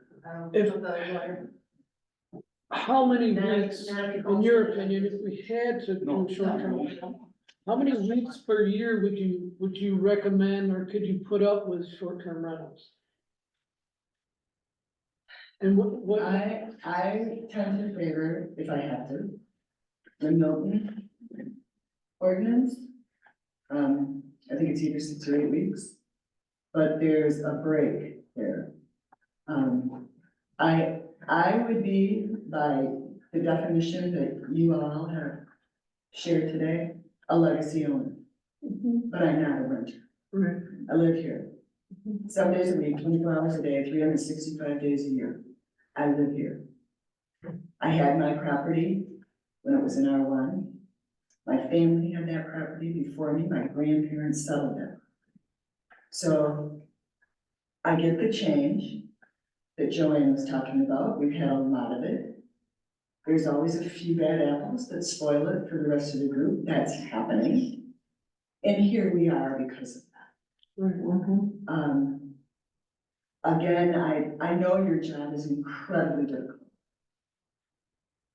But as a taxpayer here, and as a longtime person here, and my family, where my son is on the deed, it will go to him as a 5th generation. This shouldn't be at the expense of the taxpayer. There are companies, I know this has been talked about, there are companies that do this. You're gonna charge a fee, cover it. It's very simple. There are things that you can put in place. I'll agree with Mr. Sorensen. If you're trying to hang on to a legacy piece of property, and the Supreme Court has said you can only transfer 1 generation before those property taxes go up, I sympathize with that. To a degree. Change happens. My property will go to my son. He's probably not gonna be able to afford to give it to his kid. That's life. It is not up to the entire community of Clearwater to make my financial setup reasonable or doable for me. That's my issue. I have to figure it out. So the gnashing of teeth, if you will, over what the township's role is, because there's roles on both sides. I have a responsibility. Everybody talks about their rights. You're gonna have rights. You got responsibilities to go with that. The township's role in this is to not make sure that people can make money. That's not your role. My goal in attending all of these meetings and writing all of these letters and gathering up all my neighbors' information is simply to attempt to impress upon you the need to maintain residential neighborhoods in this community, or the price that we will all pay down the road will be astronomical because of concessions made. This board has done an awful lot, more than past boards, because I've been more than one, has done an awful lot to encourage community involvement in this township. And I think it's growing. It's a long trek, but I think it's growing. How many of those people are renters? You're losing the very people that could help this community. How many and if you look at statistics, if you look at your own statistics, take a look at the information coming out of your new master plan on the average age coming into this township. They're retirees. Retirees have time. Retirees, if they could buy a house, they're gonna move up here. There's nothing available. These houses sit vacant. I live just off of Crystal Beach. I see it every single day. All year long. I walk my dog up and down Crystal Beach all year long. In the rain, snowstorms, whatever it is. I know which house is vacant. And they're vacant all winter. That's because they're priced out of the region. So they're, and they're renting. They're owned by somebody who's not. Okay, we're gonna try and wrap this up just at some point here. So I've been up here for more than 20 years. And my kids have been in the school system for over 18. I know one kid that lives on Crystal Beach this whole time. My point being is, we say that it's not residential, it's vacation homes. It's always been vacation homes. When you go to a neighborhood and you just go to Pine Circle, there's more people that live there all year long. There's more people on Westbrook that live there all year long. You go up here where I have 10 acres, all my neighbors have 40, 50, everybody lives there all year long. You go down to the beach, there's very few people, and like I said, I've never seen school kids in 18 years, except one family living on Crystal Beach. I mean, we're arguing about something that maybe should have been zoned residential, should have been zoned vacation. Because it used to be in cabins, and people enjoy it, it's for the lake, people enjoy the water. Like she said, there used to be hotels. There have always been cottages and cabins.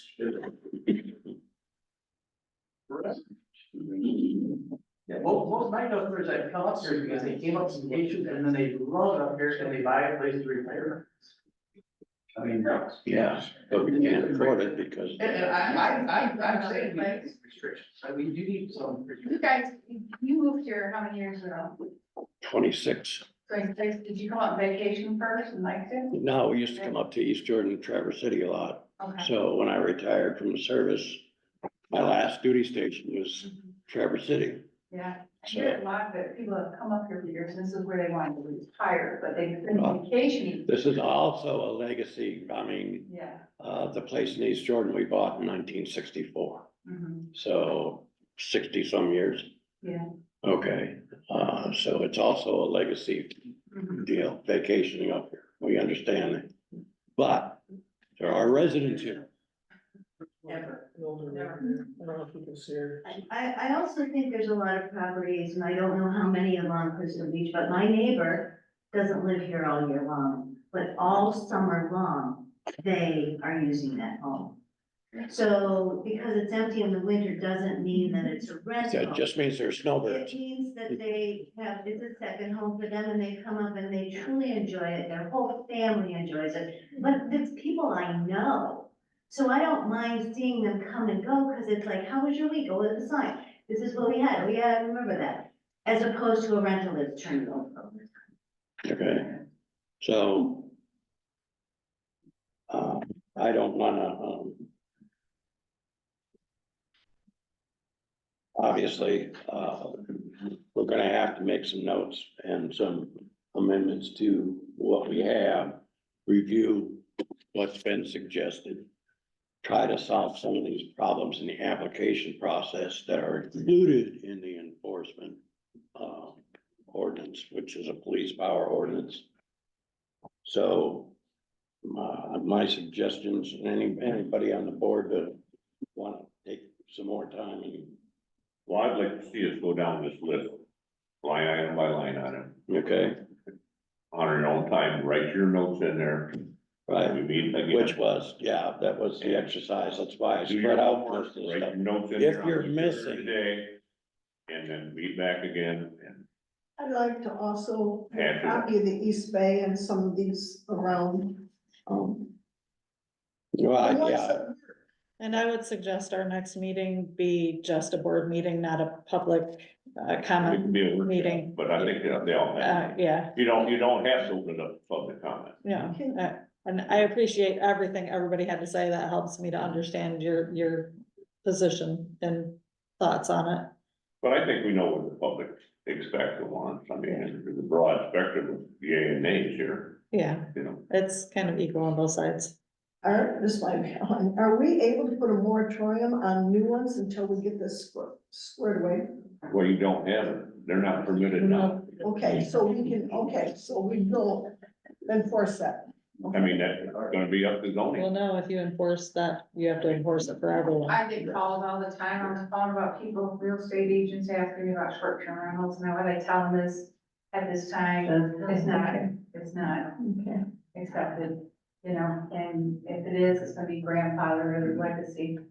So if someone's buying a house now, no promises.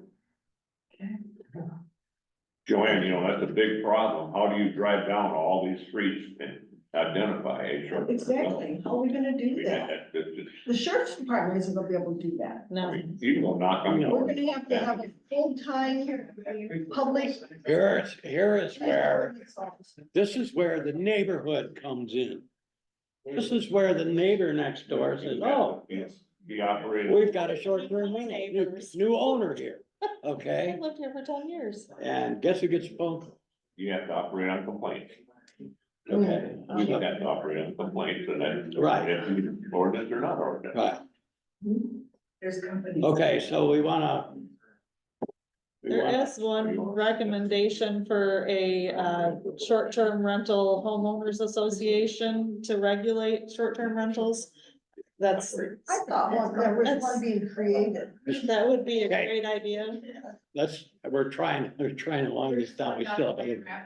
Yeah. If you wanted to, you could start your own up here and be associated with them. You know, another problem think we that would have help. is, we are R1 right now, there's not supposed to be short-term rental, so how do we enforce it now? When you haven't previously, You know, that's, you know, and how are we gonna enforce Right, the R1 district now? for 80 years, you've been, That could be Allowing a it. question for our lawyer. You have to operate on. The only way you're gonna find out if somebody's operating in an RP is complaints from the neighbors. Right. And, I mean, like I said, you drive up down the street, you can't tell one house from the next. So it has to be based on complaints. okay, so we get back to the original point, we have to recognize short-term rentals. Okay, so that we can basically regulate them with some rules. All right, and some consequences, you know, for disregarding those rules. All right, so until we do that, basically, should we all recognize that short-term rentals are not permitted by ordinance 22, therefore they're illegal unless you're living on the premises. But how do you enforce that? We haven't done it in the past. Until we get something in writing here, I suggest we not try to do it in the future. Because all we're gonna do is get into another legal mess. And we're gonna get into a legal mess either way. Yeah, I know that, but let's have some rules so that we, you know, basically, our ordinance gets tested in court. Okay, right now we have no ordinance. I would just encourage you move as quickly as you can. Yeah, easy for me to say, but move as quickly as you can to get to completion. I understand. I understand. It's a statement that's easily said. It's hard. Yes, easier said than done. Yes, sir. But yes, everybody come up, take some notes. I don't know. we've You've got- got so many copies with so many different notes, it's really difficult to. Well, I understand that. So it's gonna take some time, but you know, if we do an STR workshop with just the board and no public comment, We need the public comment. okay? So we can put a package together. We've had the public comment. Can there be a committee of people with good ideas? Another committee is not, totally out of the question. I don't wanna go that route because a committee meets once a month, which means we're, wasting time, for a committee report and then action by the board. This needs to be, Well, this was really enlightening to me, listen to all these people. So, well, yeah, I understand that. We work for them, yeah, exactly. okay? I mean, you have to keep that aspect in your head. We work for these people. All right, but we have to, balance the scales somewhere with, what we expect and what's realistic. We have to be pragmatic about this. All right, so I would suggest, we come up, with a date where we have an STR workshop where we, as a group, okay, put our suggestions together, come up with a consensus so we can modify Well, our. are we completely modifying what we already have, or are we looking at what the attorney sent us to We look fix at, what we already have? we look at everything, Okay, okay? I've got Elmwood Township printed out here for myself, but I sent everybody everything I could possibly send them. So that you have it, in your email. Like I said, I've got stuff highlighted here. I have my notes. This is what basically, I came up with here yeah. I have a to whole be draft specifically folder. addressed. Okay, so, and this is, basically 2 pages, double space, but it's 2 pages. So you can make notes on this. I can send that, out to everybody again.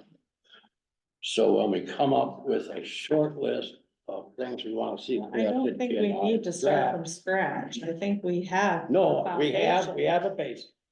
Okay, what we need to do is correct it. And then, once you do that, what's the next step after that? And then we go back to legal, have them scrutinize it, make any recommended changes they have. Then we put it to the board meeting.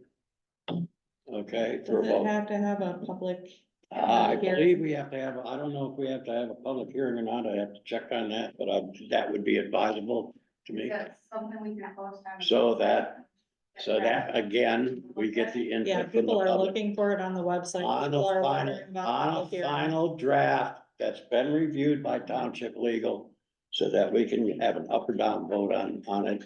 And then we go back to ordinance 22, okay, recognize STRs. Modify that so that the police power and the STR, the amendment to ordinance 22 are published together. And go from there. All right, so with that, a motion to adjourn the special session I make a motion, we adjourn this, and a recess. special meeting and recess. I'll second that. Okay, Good job, guys. God. Batteries, remember? I got, 11:57. Okay.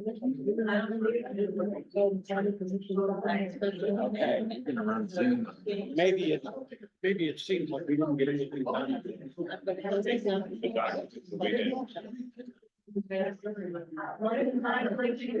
I'm sorry, one, you.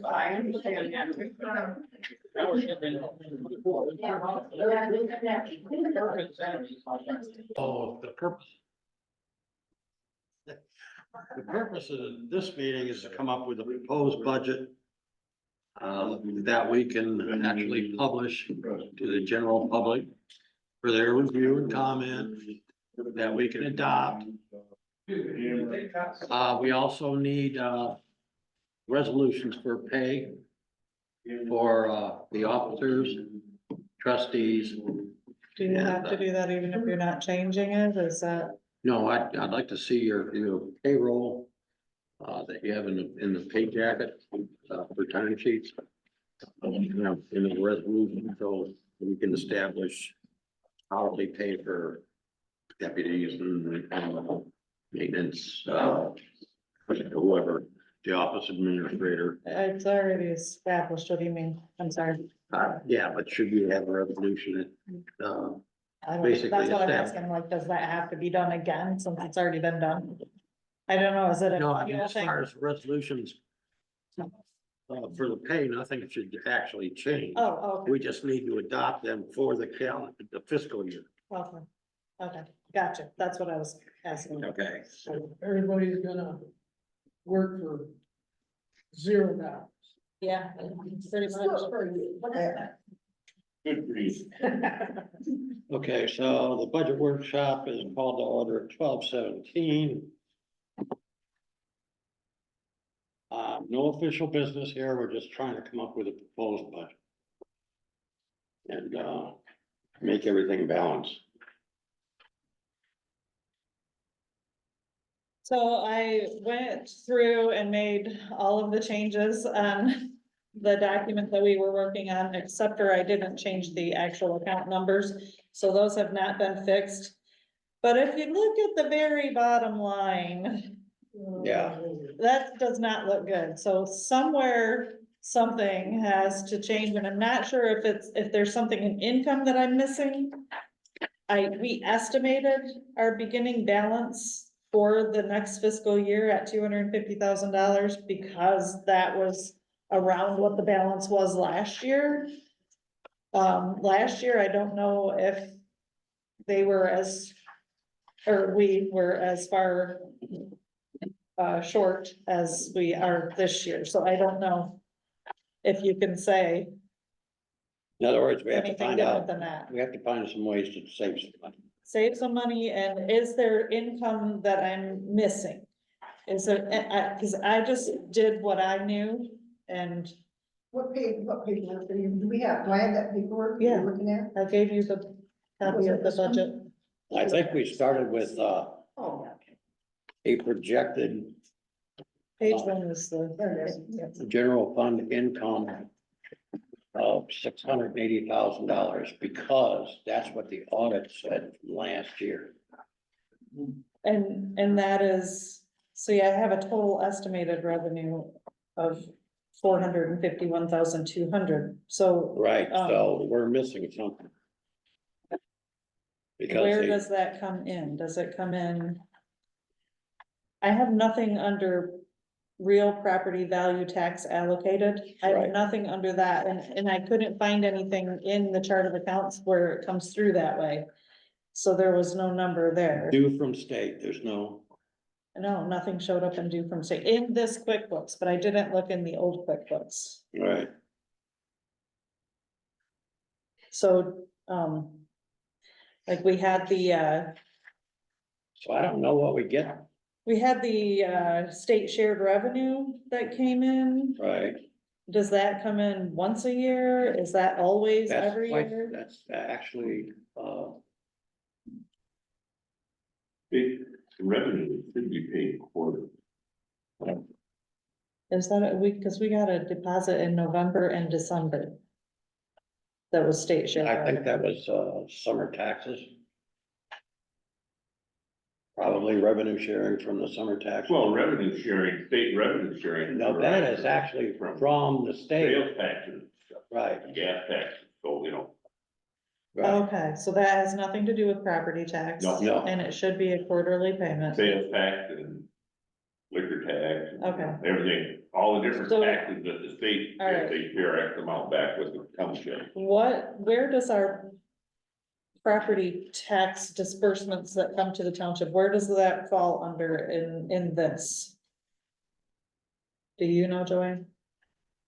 I would think that would probably go into due from the county. We should have that total, even up to date. tax fund. You think that would be due? Okay, that's a blank too here.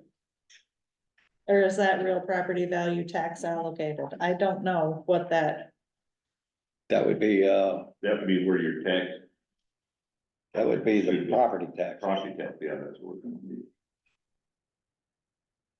And Well, we had, what do you say, 0.69 is what automatically comes to us, that's been the same since the seventies, you said, I think. Right. So we get that, which might be increased if the vote goes through. Then we get. I don't know how to break it down for the different ones that come. I know I'm That's the always problem. asking I don't know money. where the income comes from, so. It comes from the county will send us stuff, the state sends stuff, and we, and, And well, our process. taxes come.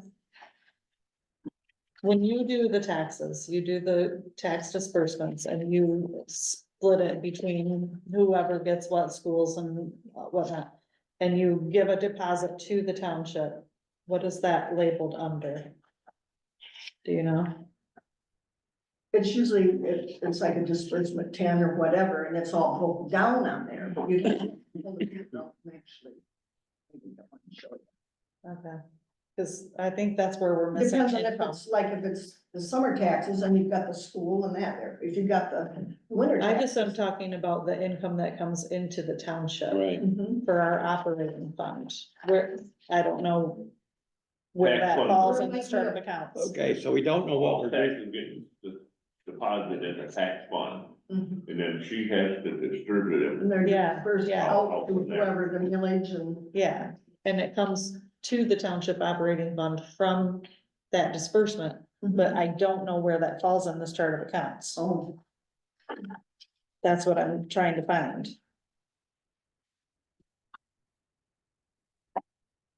I have everything else. So I would say it would fall under real property tax value tax allocated. Which is blind.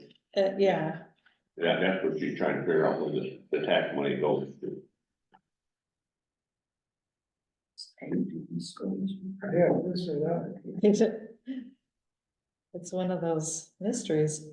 And what is that? You said the amount that should be coming in? I'm thinking with the taxable value we have and the rollback, it's probably around 114,000 For the year. for the year. From But property. we got taxes value of 160 million, Right, and we can tax it at. so we're looking at 70% of that, basically. Yeah, 0.6, yeah. So 114, 150. is what So we would collect basically- taxes. There's $115,000 roughly. Well, that's coming in now, right? Well, it should be deposited in the tax fund, right? I'm Right, sorry, I'm just trying to look at this, ask that question again. Okay, taxes that are money you're collecting now goes in the tax fund, right? Mhm. And you don't distribute that out until April first. Twice, no, we're distributing twice a month. To the various accounts. So, yeah, as soon as Yeah, it the comes tax in, one they comes in. can't keep it in the tax fund, it has to It doesn't disperse. work once, it's like, then we have the administrative fee, you see that here, that's 27. so basically in the tax fund, what we're saying is that blank should be 114,000. Well, no, because our estimated beginning balance is 250, so I'm saying if you're only saying 114 is coming in, that beginning balance is too low, because our balance right now is not we're not even anywhere near 250. Right, And we're not going to be if that's all that's coming You're saying in. the 250 includes tax money? Yeah, Yeah, okay. because that's the beginning of the fiscal year. So the money that's coming in now, between now and April, would be the winter taxes. Can I, just interject one thing? I don't know if this is gonna confuse the issue more, or help you clarify, but I'm looking at your audit reports for the last 3 years. Can you hear me? I'm sorry. I have a little hard time projecting. That's okay, I'm fine. I'm looking at your audit reports for the last 3 years, and as Greg has pointed out, the tax and assessment lines for, and I'm gonna go backwards, 23, 22, and 21 are north of 111,000, north of 101,000, and north of 98,000. So there's your projected increase. I would suggest that is, now you're at 111, and Greg said, 114. So 114. That certainly seems like it's in the ballpark to me. Given those numbers in the budget under the taxes, you still ended up with a fund balance on March 31st of, and I'm gonna go backwards again. In 2023, north of 238,000. In 2022, north of 438,000. And in 2021, north of 482,000. So I don't know necessarily that the connection you're trying to make is the way it's actually working out over time. Or how different 23 and 22 and 21 are from what you're doing right now. I mean, it would have to be pretty remarkably different, so it would be Yeah. something that you should recall, you should know, you should be able to tie together. Because those are just the numbers off of the audit report of this township for the past 2 years. And, you know, it works, so. Well, I know we added some big contracts this year too, though. Yes, we did. Yeah. That dropped our beginning balance You have to add significantly. contracts north of $100,000 to make the difference that you're trying to get to here, and I don't know if you've done. Our it or not. maintenance pretty much close to that. So maybe Right. you have overspent. I mean, yeah. Yes. It doesn't really make sense, but okay, I don't know where the money went. But I do know that we, for the last 3 months, didn't have our maintenance supervisor salary. For the last 6 months, we didn't have sheriff's contract. So we eliminated a lot of debt, and yet still, we're down like almost in the hole. So let me ask this question, and again, I'm just looking at bigger numbers from your audit report. So actual activity this year, gonna have to play in, and I don't know that, you guys do. So you say that you had a contract this year that was roughly $100,000 more, so you spent roughly $100,000 more than you have in the last 3 years. Is that included in the budget document expenses that you are looking at? And I'm not going to finish that thought. This, If basically, it's included in those expenses, then you've already accounted for your increase. And you can still drop the 115, 14, whatever Greg said, into your tax assessments, and you wouldn't have to change anything if you've already accounted for that big increase in the expense. 40,000 of that was for, the server system and the labor on that.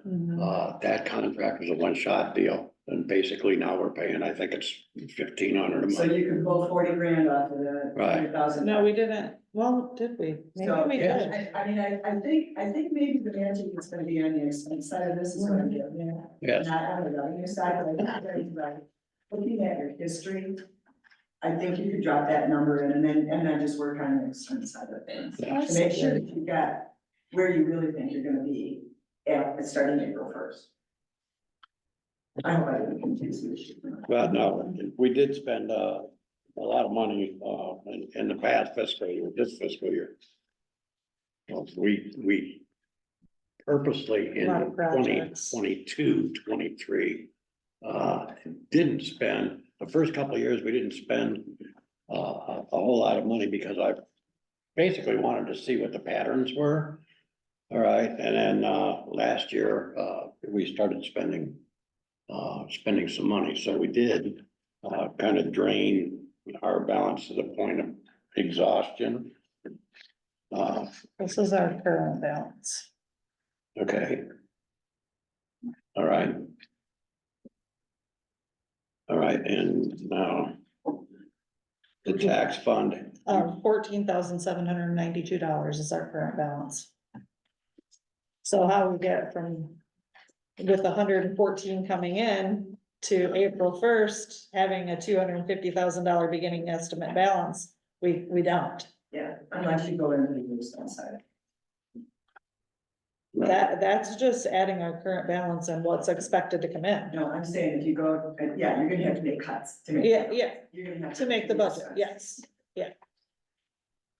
Okay, I was just wondering if there was income that I'm missing in my right. projected. And Well, we that's it. don't know exactly what we're due from the state Okay, for the year too.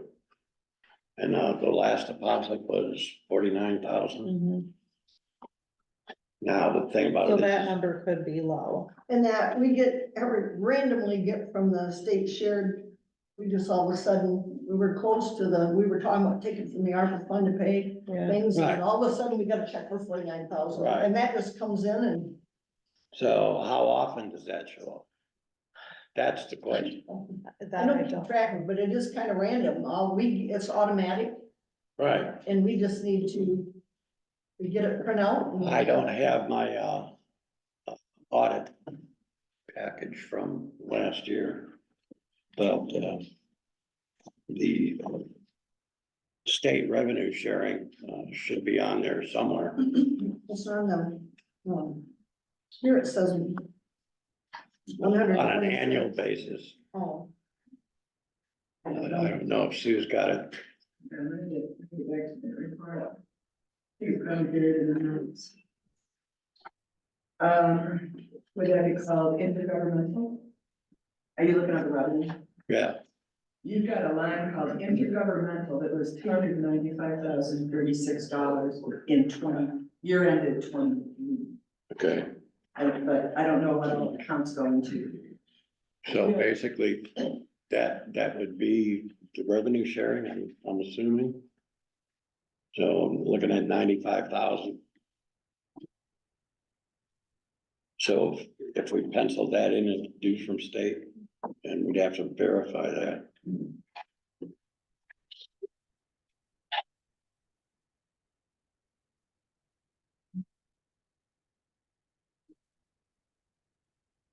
Yeah.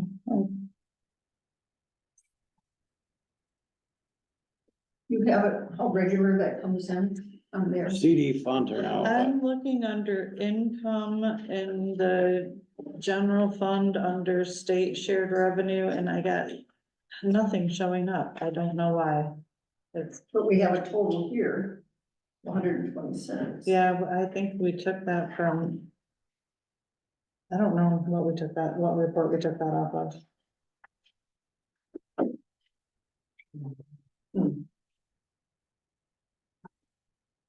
state share. And that's my, I don't always know how to find information on here, so I'm trying to, it should be under that. Last year was included in the intergovernmental, it was $274,505 in year ended 2023. Okay, so we're way low on So that. that's titled here, state shared revenue. And then you've got a couple other things that are included in intergovernmental. State shared revenue was to what? 274,505. Yeah, I remember getting a dump in January or December. Is that Just a huge. is that an annual thing that we always get though? Yeah, and, the state revenue. Is it on every year? Do you, thank you for being here and doing that, Sue. Why I come. It should always be in our statements every month when it comes in, or whenever it comes in. Should do. Because it wouldn't balance if it wasn't, so it's gotta be in there. Yeah, the year before it was 256,542. That was. That's what I'm looking for. All right, so we need to So, yeah, increase it's that consistent. number. Even consistent. 270. So I would just put 270 in there. 270. Where are you putting that at now? The State state shared shared revenue. revenue. You from the state then, right? No, Right. state shared revenue. Where the It is- 126 is, cross it out, put 270. Am I on the right page? Oh, we don't. So that adds State shared revenue. almost Yeah. 150,000 to that. 270. She said it was 274 last year, just to be conservative, just put 270, because that seems to be consistent. Okay, yeah. Okay, that's the one, even because I remember when, you were doing the proposed budget from a year or two ago. All of a sudden, this check showed up. and, made our starting revenue You know a what? whole lot brighter. That might be on this one instead. And then the property taxes too. Now, the tax increase won't be collected until the following year if it passes. If we get our operating millage back to 1, first of all, if you looked at your road, your road tax, which was increased to 2 mills back in 2021, was assessed this year, they automatically reduced it to 0.96. 1.96. So, okay, from the Headley Act reduction, was applied to the tax before it was even instituted. So my tax bill went up $74. So, but that gives us $320,000 to spend on roads. And that comes up for renewal in February at 2 mills. With that increase, that would almost zero us out. Okay, So what's the total revenue there? Do you have that? I just want to compare these other numbers.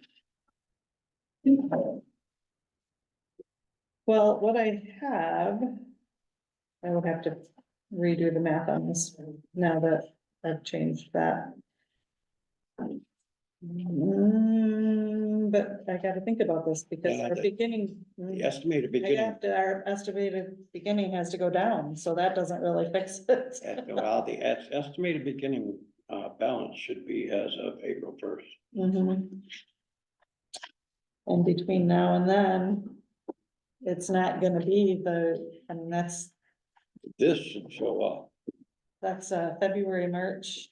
So you have 2 months expenses Right, coming out of what's coming in out of the right, winter taxes, so right. you're not And gonna have that's- that full comes- 114,000. That comes out of this, right? All Yeah, right, that would come out This of is a your separate starting issue. balance. So if we have to drop our starting balance. Well, let's see. See, because of one Again, I don't April, know 1 exactly. April, we should have this month. You think that should be here by the 1st of April? Well, Yeah. we're including that in the income, so Right, I'm saying our so your starting starting balance balance though. can't be as high as 250. Well, if you're, Well, if you're going from the general fund balance on April 1st, Right, you have to include this. okay, so then we would not include the state shared revenue. Yes, you would. If you can't add it in 2 places. No, I'm not. If Okay, you're adding it in the beginning, you can't add it again here. Your state share. well, what I'm saying, this money, when it comes in, does affect this You need to know when your state share. beginning balance. Right, it should be there. But it would be on our statements. It's just in the statements when it comes. Are you in QuickBooks? Okay. I am. Can you look up? I looked under state shared revenue and it came up with nothing. But we've changed banks and we've changed QuickBooks, so And the what last I'm one, it went coming up to- with on this QuickBooks is not showing me the entirety of the year. So it may have been on the old QuickBooks for the first 3 months of the year. And that Yeah. went to Alden last time. so Yeah. It wasn't, it did switch. So that's why we had issues. Yeah, that's why finding the information has been a challenge for all of us. Okay, and Anyways, so we either leave the beginning at 250 and don't include the state shared revenue, or we reduce the Okay, I see beginning what you're balance. yeah, I would just leave it at 250. But, and then, So I have a total income of $720,066.85.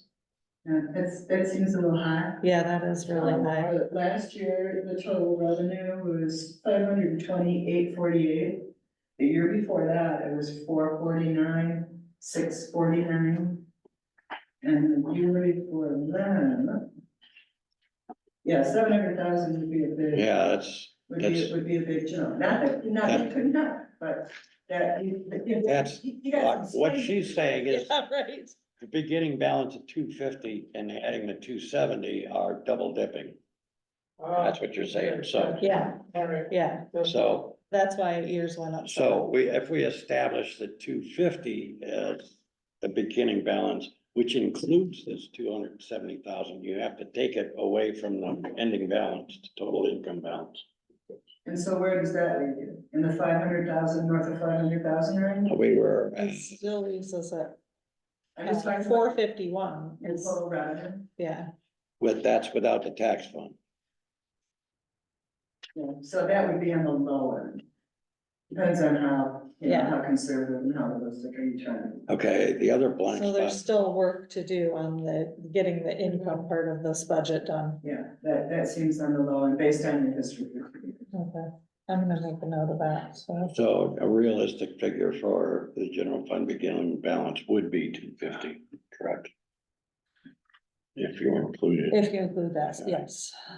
all right, So so that would, now the other thing I'm looking at, the other blank here is CD funds, which is now the class account. Okay, are we getting, oh, Michigan funds. yeah, the Michigan class, now, You're right, I don't have that in here either. have we received, The last statement, we had it, so is that interest paid every 30 days or quarterly or what? I believe it's It's monthly. monthly. Okay, what do you I have? don't have it, I don't have it here, that would be on my tax thing that I had at the last meeting. Which fund are you looking at, Tom? The class account, which is where all our, Michigan class was earning 5.5% interest. yes, but we don't know, we don't have a cash amount for that. Well, We know all the it's- funds To fill in the blank here. in November, you took in, you know, on the top half by your bridge up, okay? Okay. 916 and 160 hundreds, so that'd be 1,076 a month.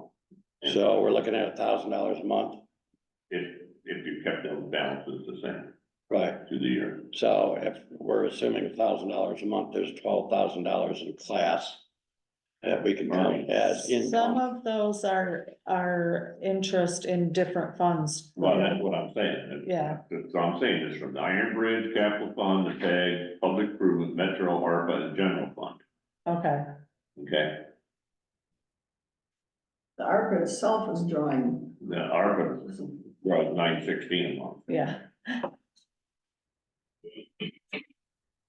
All right, so what do we put in? well, I think that is all under interest. So we just put interest. I do have already on here $7,000 under interest That's low. because we're moved to Michigan class now, so. What'd you put? 7,000, but that's low. Under a line item that says interest, she has $7,000. ARPA's generating 900 a month. But we've only had it for, the plan of the next year, but as we use the ARPA fund, you're not gonna count on that. Like, you have to Depends on have that what's spent invested by in that. 25, March 25, and dedicated by December of 24 this year. Yeah.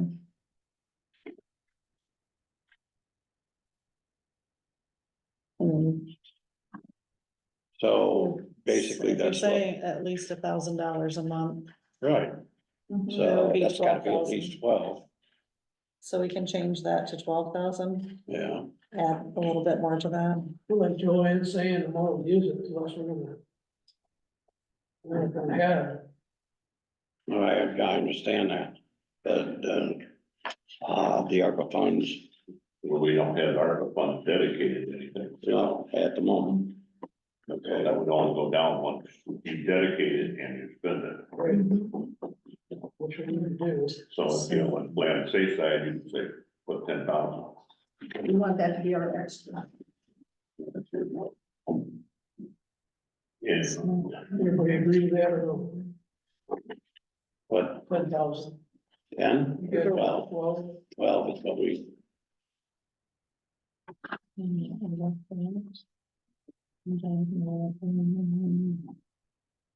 We don't know if we're gonna get the same interest rate all year either. Yeah, that's true. Charges for services. All right, that bumps us, that only changes up to 460.66. Okay, They gave us $5,000 making those adjustments. And that's leaving the 126 in the state shared revenue. leaving. Yeah, I left, I had that amount 126,000 in the state So- shared revenue. Put 270 in there. Oh, you can't do that because you've got 250 up here, correct? Yeah. And that would be the taxes coming in and the state shared revenue together.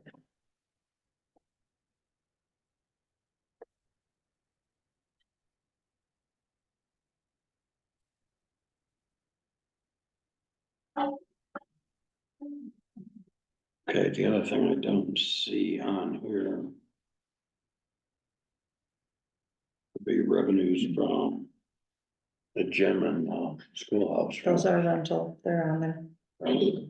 We do need to increase our cemetery lots and our. Community center rental is estimated at $1,000, town hall rental estimated at $5,000. Community center. Oh, it doesn't say rental on there, it says town rental. Okay, I should have put those together, but they weren't together at the start.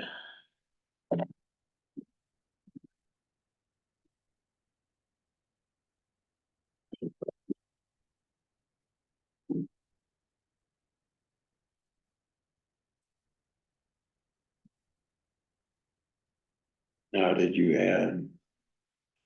Due from state, What are you, 95, 95 for what? that would be the sales tax rebates from the state of Michigan, which is not revenue sharing money. Oh, That was the $49,000 check she just got. Okay, this 270 will show up in one lump sum, oh, okay. So there should be a due from state So, of 95, you said? 95 is what we came up with. Okay, We're getting closer. that brings us to 555. Okay, Does that sound better, Sue? It's a budget, you do this, Yeah, it's an estimate, it's an estimate, unfortunately, in government, you gotta live with it. right? But, Yeah. yeah, I mean, we're looking at the averages that you had, that appears to be reasonable, nobody could argue that it's not. Thank you. okay, so we have total expense, we got 550 what? 556? 555 555. with $66. So we added, okay, we added $100,000. And then our expenses are 41,000 over there. What about this? 15, I'm on the border control, expenses, On the which one? border Oh. control. Okay, And what are we getting for $50,000 from contract services? that was the report that I pulled. I'll have to find that. I think we pulled that number. That is, I mean, it is the copy machine contract, it is, Centaurus contract, it is any other contracts that we have, so all of our contracts, So you In roll a whole total. bunch of stuff like that in the contract. they're all under that category, yes. Do we have any control over any of those, like the hourly or how much, or? Like the Centaurus, we agreed on a contract, but is it, how much monthly is it? Okay, I've got, What we expected? Centaurus, I think we're, spending $1,500 a month on that. I don't know what we're spending on Plus, Spectrum, I mean, it's. and we still don't have our depending on phone any system. calls. And according to Spectrum, there is no contract for updated phone systems, which is, Yesterday. um, I looked at it, yesterday. There's no phone on the contract, it's supposed to be. and that's what we wanted. Yes, For the fire department? no, for, They- for the Yeah, office. Andy's talked to them about the phones, they're. Yes, I know, and it didn't show up on the contract. Oh, gosh, what's this? What is this one? Oh.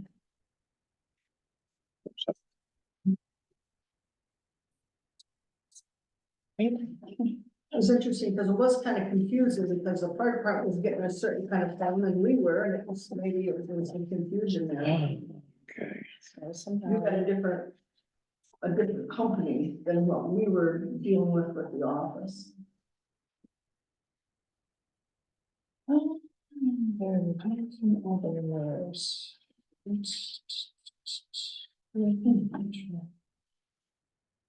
So that's the interest. Not mine.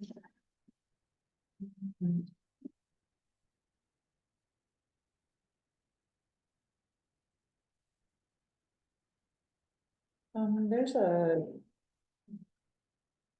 Well, it's not very much, but Cowcaska Public Schools due from schools, $9,739. Is that something that we get annually? That is the fees. They pay us the fees That's- for the TVA and the public schools for collecting their taxes. Oops. South Rapids chose not to do it, remember, a couple of years ago. But we still would get that from Cowcaska? Yeah, Cowcaska, that's for, Cowcaska Public Schools. and- Oh, okay, I only had $200 in the set fund. Yeah, no, we did, yeah. okay, Hold on, so that's almost 10,000. I see it redundant. Pardon? 9739, hold on. Your expenses, right? Yeah, we're looking at expenses and I'm looking at attorney's fees for, You have 25,000. 25 and 25,000 for zoning, That's how we split it up in the budget last time. right? So are we spending $50,000 a year on a lawyer? Well, yeah, that's a good question. That I did look up and I can't remember what I came up with. I know it was not that much. Yeah, I think that's, it's an overage. Yeah, well, we knew, we just shot matches, we didn't know. I know the last month was like 2,000 something. I remember all of that. I think we can eliminate one of them. Actually, I think you should eliminate zoning because, almost, they don't separate it by zoning. Yeah, I know, by township. when she goes to the lawyer, it's basically for enforcement purposes. Well, I don't think we should eliminate it totally. Right, so 'Cause from the zoning control. It's considering we have it under the township board also. If it's about 2,000, anywhere from 1,500 to 2,000 a month is what I've been seeing. So 25,000 for attorney's fees should cover. Now, we also have to consider, we got a new blight ordinance. I'm sorry. I didn't hear what you said. We've got a new blight ordinance. Oh, yes. It's about to be enforced. Yep. Good. Well, you can't count that as It will revenue. No, I'm not talking about that. I'm talking about legal fees. So which one do you wanna reduce or eliminate? I would take it off of planning and zoning because it's also included in township board. See, we got 50,000. So any legal, Goes to the board. it goes through the board anyway. So I would cross that 25,000 out of planning and zoning for attorney's fees. Does that sound reasonable? I'm Yeah. in the middle of this, so. Planning. No, it's still not showing me anything. I don't know why you're not showing me what I'm looking for.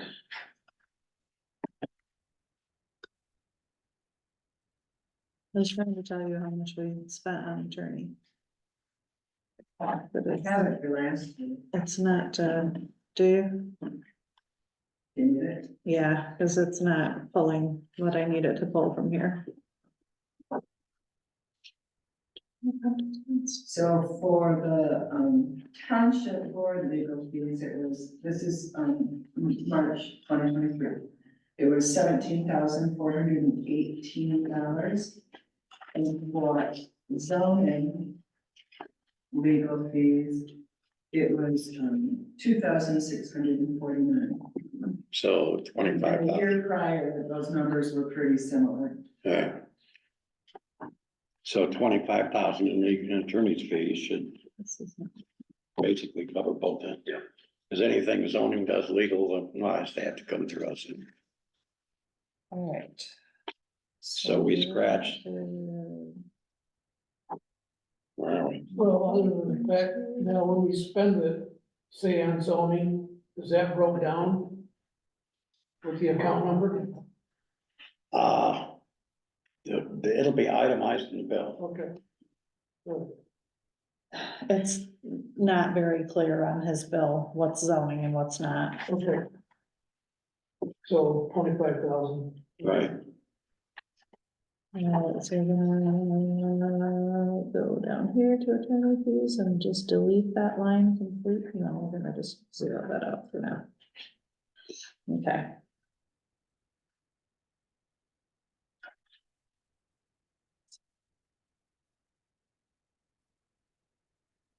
So I was looking at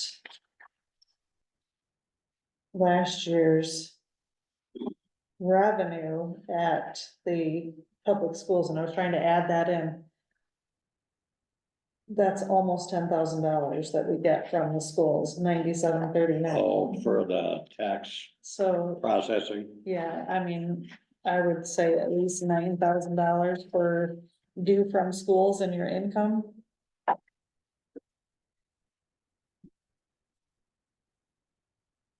To add that in.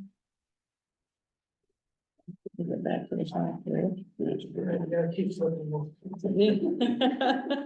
Oh, so you got, all right, so you've got $200 there and you want $9,000 in there? Yeah.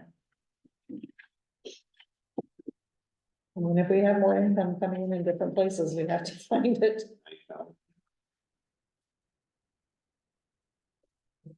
So, Can anybody tell me what Acer Paradise is? That is, In the school, SAT. I'm gonna say, it's the, where people can buy.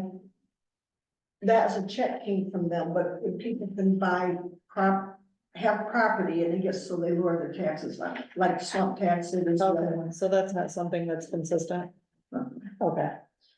That was just a large, it Ace of Paradise is a company. was a large amount of money that came in. Your land insurance. Yeah, it's a. I can't think of the name, it's not coming to me. We got like three And then areas. do we have? What is this? This is what we get from charter, that's under, the PEG funds or whatever. Right away, I believe. and. Okay, if we're looking at the general fund, do we include that or we do not include that in the general fund? No, we don't. Okay, never mind. Just checking. Well, it is part of the general fund, but it's a segregated account, right? Oh, here's the property tax allocate for last year of $296. Although there's a lot, okay, don't count that, never mind, because she's got a bunch of things under that. So you're looking at that income from, Yeah, so I'm still, I was looking for something else, but I don't. basically would be charter and what, 186 and anybody else? State of Michigan. Okay, so there were 5 payments from the state of Michigan. And 2 from Riverside Energy.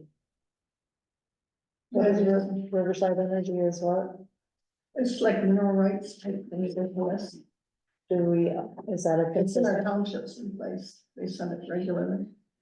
But what do you guys know about Riverside Energy? That's gas. It comes in and that's how royalty I, payment that, that's gonna It's decrease revenue. over time. It's gonna decrease over time, Yeah. okay? I But put it right is out in the statement, the revenue, so you know where to.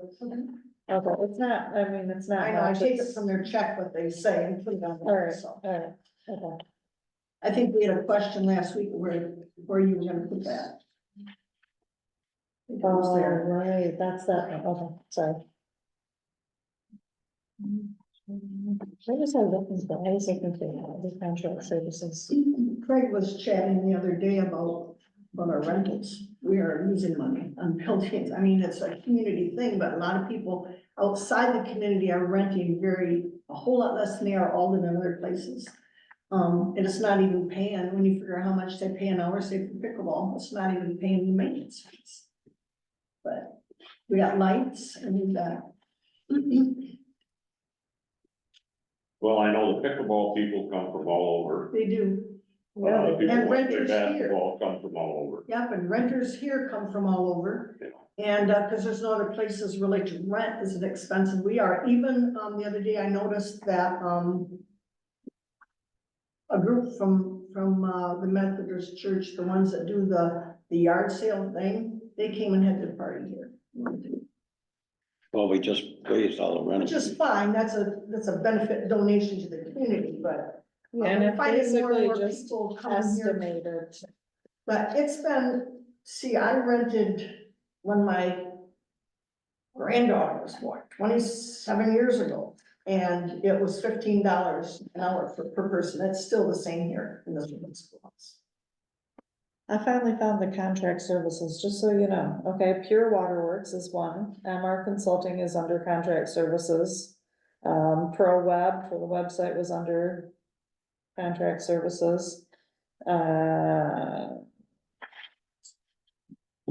see, We get that's when not Pure under- Water, our waterworks come under that, is that? Yeah, Yeah. that's just a small contract.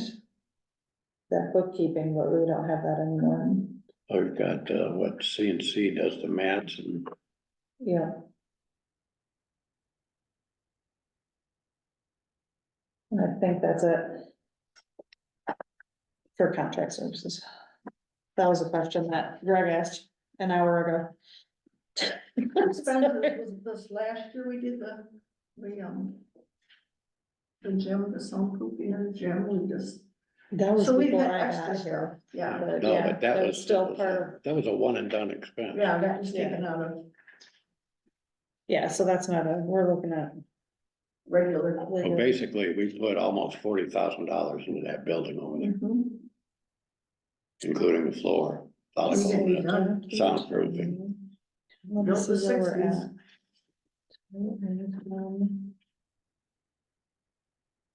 So where are we at? Yeah, I'm lost. Where we are right now, excuse me, is we are still short $2,500.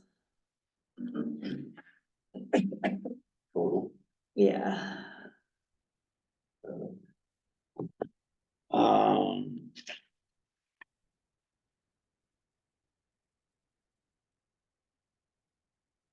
so we still need to see if we can lower anything else.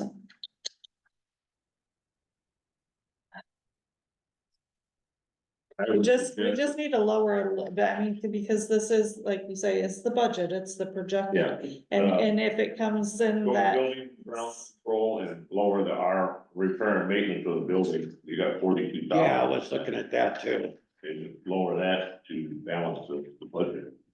Because, you know, I don't know repair and maintenance of that, because we don't have any RMM supplies for that. So I think that a lot of that needs to be broke out somewhere else. Building I and think grounds. you had estimated that amount for a project that you wanted to do. Yeah, well, it was, basically redoing the deck and nothing's been done on that. I got the quote for the, composite decking without a railing. We approved the money to come from the capital fund, but we haven't done anything with it yet. And then you wanted to do the township hall entrance. Right, as well. okay, well, I would. First of all, nothing's gonna happen till the spring anyway, okay? So I would like So it's to gonna be on take that. up those issues, as they pop up. And once we know where we sit, Well, I mean, but as far as you the can lower it. routine maintenance for the building and grounds, we could strike that, make that 35,000. I think that's still On the. probably high, In the building. yeah. Repair and maintenance. Is that what? Yeah, we just repair make and that- maintenance of the I mean, building. 'cause that stuck out to me too. The 42 grand probably included. Well, that's taking out your budget for doing the deck and doing the Right, so. entry. Once we know what the revenue stream is, once we actually have. So you're saying we might not do it this year? Right, Okay, right. The money's been approved from the capital fund, we don't have, Coming out of the capital yeah, just fund, because we approved it, doesn't mean we have to spend it. For the deck, for the deck, okay. Yes, so, you know, that's what we're saying. so that's So $4,200 for materials. 42,000 then is just for what the estimate for the entry to fix that Hey. water issue? That Uh, has to be done, you Yeah, can't just say well, no. yeah, but what I'm saying is if we just took the $4,200 for the materials for the deck out, now you're at, 37,800. Oh, I see, just drop that, and we have no idea what that's gonna cost, we should probably. Right, have that. because that was without labor. Because, first of all, you have to pull up the old decking to see what, underneath foundation looks like. If you're gonna build a new deck and put a new deck over old framing, you better inspect the framing.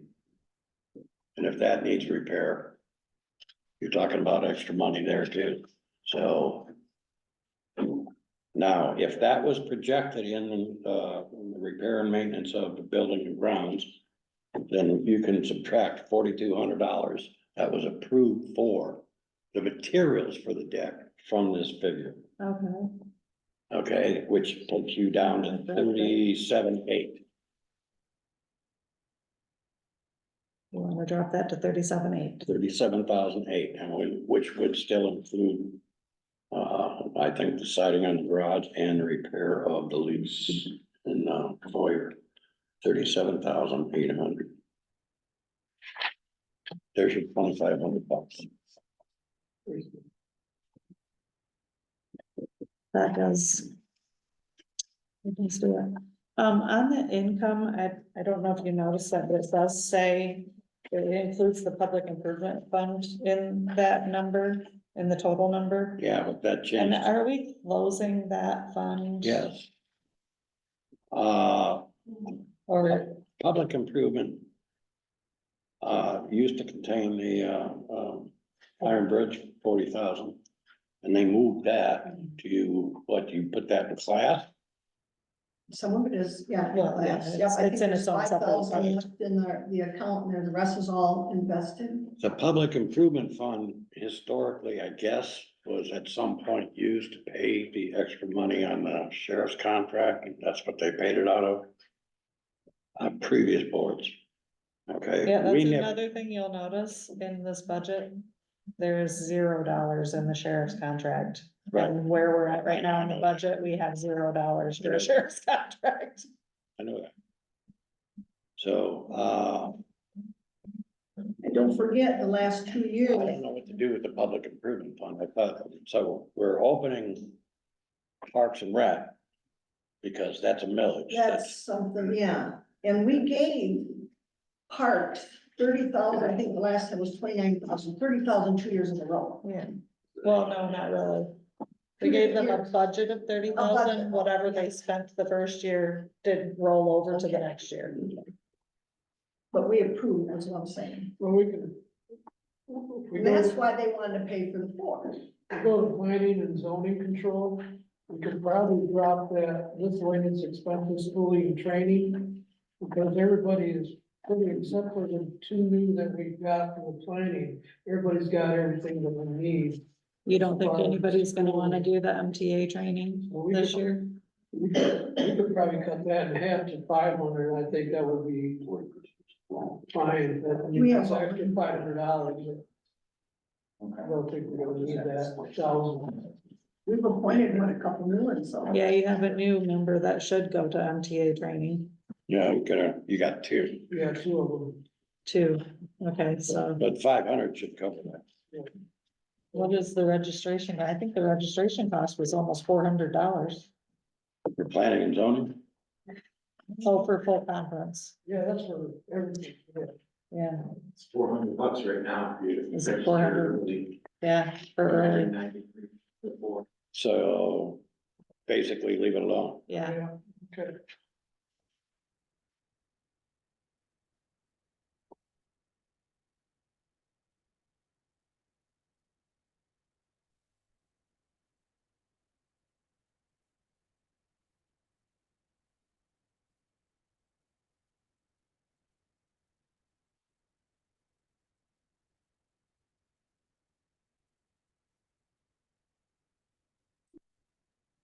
Now that we have one maintenance, do we really need 2 trucks?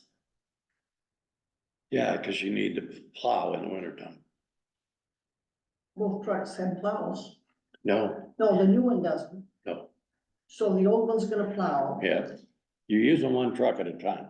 I agree. Basically, he uses the little truck and a little trailer during the summertime, okay? Okay, Puts the plow on the big truck because it's built for plowing. Okay, and plows in the wintertime, so the little truck doesn't go anywhere. Unless he's running errands. Well, running 2 trucks, you extend the life of that, don't. Well, yeah, I understand that, but there's no reason to take the 2,500 out. It's pretty, plowing snow, it's pretty abusive on a vehicle. Right, and, the little truck ain't set up for it anyway. So, Leo used it for years, so it's probably pretty old. now, I was looking at the $10,000 for vehicle maintenance. And I'm saying, but that includes fuel, right?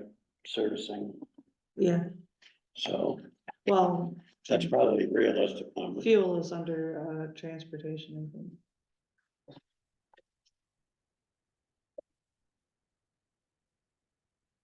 Yeah, village market gas is fuel stuff right there. And leaving that is not a bad thing, because if we don't have any equipment repair that needs to be done, or if we have way less than that, and we need to move that budgeted money to a different line item because we get short somewhere else, we can do that if we have it budgeted. That's where you can make those changes. Right, So I think as long as our budget is covered, which it is, then we don't really need to try to reduce anything else. We don't need extra in the contingency. We need to just be able to move stuff if we need to.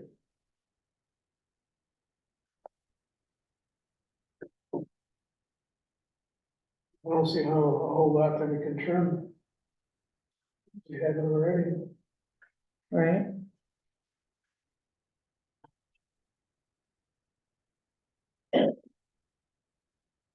now the peg and right of way funds. Are they included as income here anywhere? No. Those are separate funds that are used for, Yeah, but no, I mean, but they are income. They are there and you can, it's just We like can when you utilize look at them. that, They were Yeah. gonna pay for that out of capital funds, but it's not in our revenue that's stream, true. or you can use ARPA funds. But it is income, so it's an income source, it should be listed in some. Yeah, our balance sheet looks bad, but we have a lot of money over here. Then we have access. Computer, she's got like. Or, your new one or your old not one? my budget. Is it your new one or your old one? Like the new one, I. Yeah, fancy about energy finance. I can get right and do the check. The check thing, check. I asked her the state revenue sharing, what was in the QuickBooks that we had. Oh, shoot, 225. And we guessed 270, so. Okay. You found it? Yeah, she's got my computer, he's got my computer to do check reading. to the bank, she's got a whole bunch of checks to do. Told her to come over and help, and I have this. But no, she sent the total of the State shared revenue. state shared revenue, she's got down here, and that's 225,183. It's got it broke down by Alden.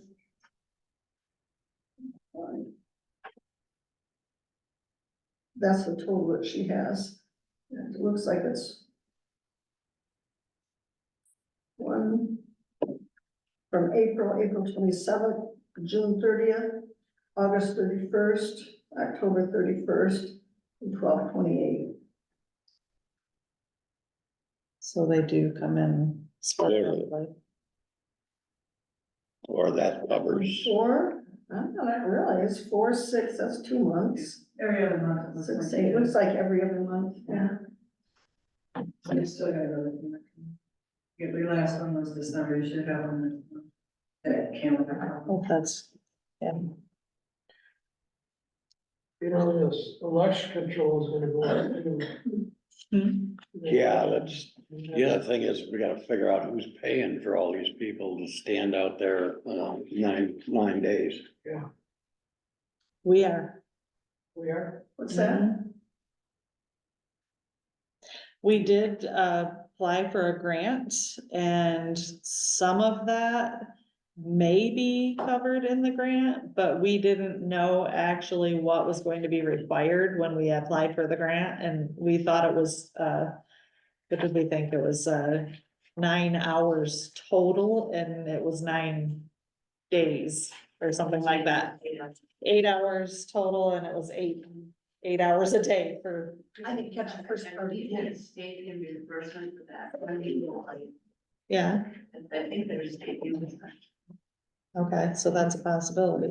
I didn't catch the first part of that, I was thinking back to this, what was that, the 9 days, what was that for? Early voting. Early voting. So that wage is. Oh my God. I did increase that for the early voting, Okay, yes, okay. yeah, Okay, so this takes that into account. yes. Thank you. And it may not be, so we may have some room in the election control for budget adjustments. The last time, we got a check from you guys, From the and town. That, I did hear that was for a recall or recount. So the county had to pay, No. the county had to pay for that, and we had to pay for. Recount was Jewel and I went separately, that was something different. It was, Melinda paid us for, because I worked during the last election. Uh-huh. Melinda paid us, then we received a check from the county For the same thing. for the same thing. And so I called and spoke to, was it Deb Gillis that was? And she said it's either or. So if you've been paid by the township, then send the check back. And Joe and I both sent the check back to the township. So you might wanna check and see. You if the can ask, let Margaret speak to that. Yeah, I believe that was a recount, am I right? no, That was not a recount. No. Only that was 2 election. people. no, Jewel worked the election and I worked the election, and I can't speak for, and you worked the election. So, I got one check. no, we got 2. You and Jewel both did it? Yeah. So, Yeah, I don't know. I can see where it would have been. I don't know, I've heard from so many people that know the county does not pay for our elections. Well, Unless, with a little exception to that, like this last election. that we right, just had, yes, yeah, Solely for the county and yes. the state. If we don't have our own, Spreadsheet of reimbursements will Yeah. allow you to recoup all that money. Yeah. They were the only thing on ballot. we're working on that, Other townships have already got their money and everything. yeah. Ours is not a huge amount, but yeah, Oh, that's right, you told me. about that. Margaret and I are putting together that invoice Tuesday. Is there election, am I missing a page, is there a one for election? It is under the supervisor's control.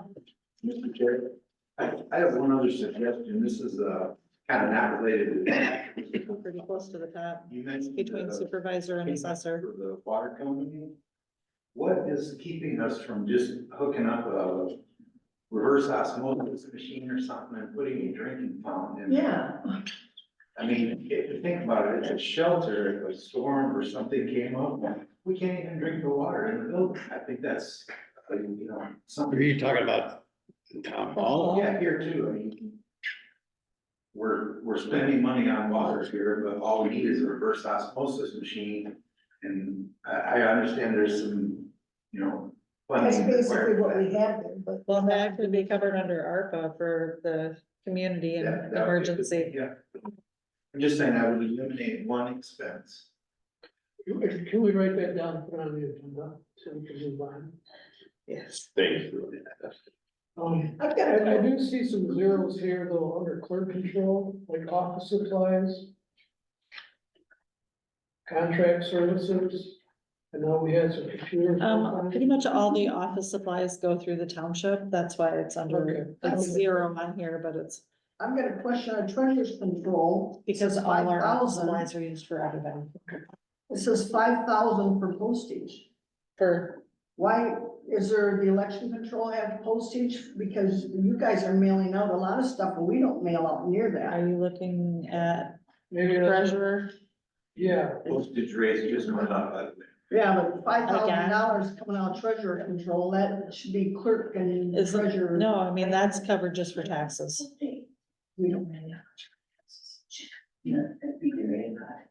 Where does the election, where's the one where you send all the ballots I and get stuff? that bill from KCI, So that's for two, well, taxes two twice a tax, year. yeah. okay, but where does the election, postage come out? That comes right out of, well, did I put it under elections? Because I was looking for it. I didn't put it under elections, so I did put it under township, well, you got, because we use the same. Yeah, I keep moving to the wrong place. The other thing, the election We use the commission, same postage meter for everything. yeah. So that's why that's so high, 7,500 under the township board control. the other thing the election committee wanted was a new audio visual machine, voting machine. Is that correct? You wanted a new AV voting station? That machine, Yeah. did we put that on the? I think we did. I feel like we did. The grant that we just got gave us a new tabulator, computer. And Was it a computer? I think it was, I'm pretty sure I it went was, and looked at it. And then in case that you picked up the on. poll book and that, I think it was all three, but I'm not sure. I don't remember. Yes. Okay, so that's paid for, is what you're saying? Yes, the state paid for that. Okay. Now, They just went ahead and said, hey, we want to buy you new equipment, and we said, okay. all right. So the other elephant in the room is settlement of West versus Clearwater. Oh, yeah, And that was less than we figured. well, yeah, we gotta know what that is gonna be too, and I thought we already- that is not in the budget, It's not in there. so we. So we're And responsible that's quarterly, basically, right? Yes, responsible basically for 15,000. So you divide that by 4.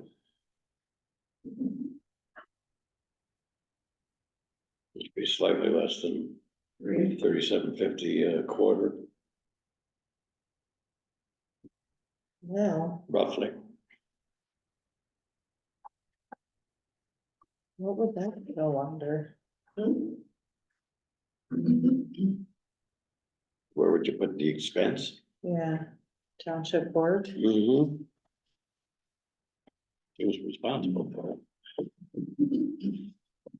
I suggested at a meeting to come out of the fire fund because it was related to the fire department.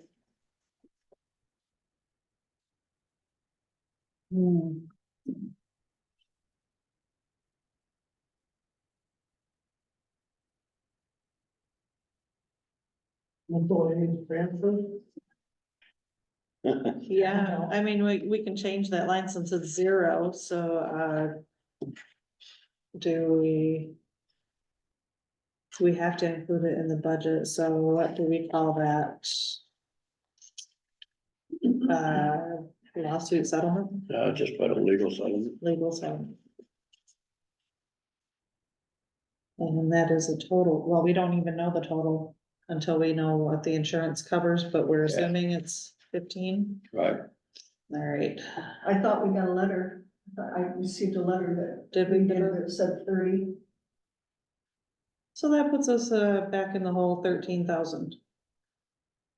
Can we take, 211. can we take half of that from the general fund and half from the fire fund? Because it was former board. The former board was responsible for Yeah. the firing, so. Let's charge the former board. No, I mean. We bill them for What that. I'm saying was, it wasn't initiated by the fire department. So. No, but it was related It to the was. fire department.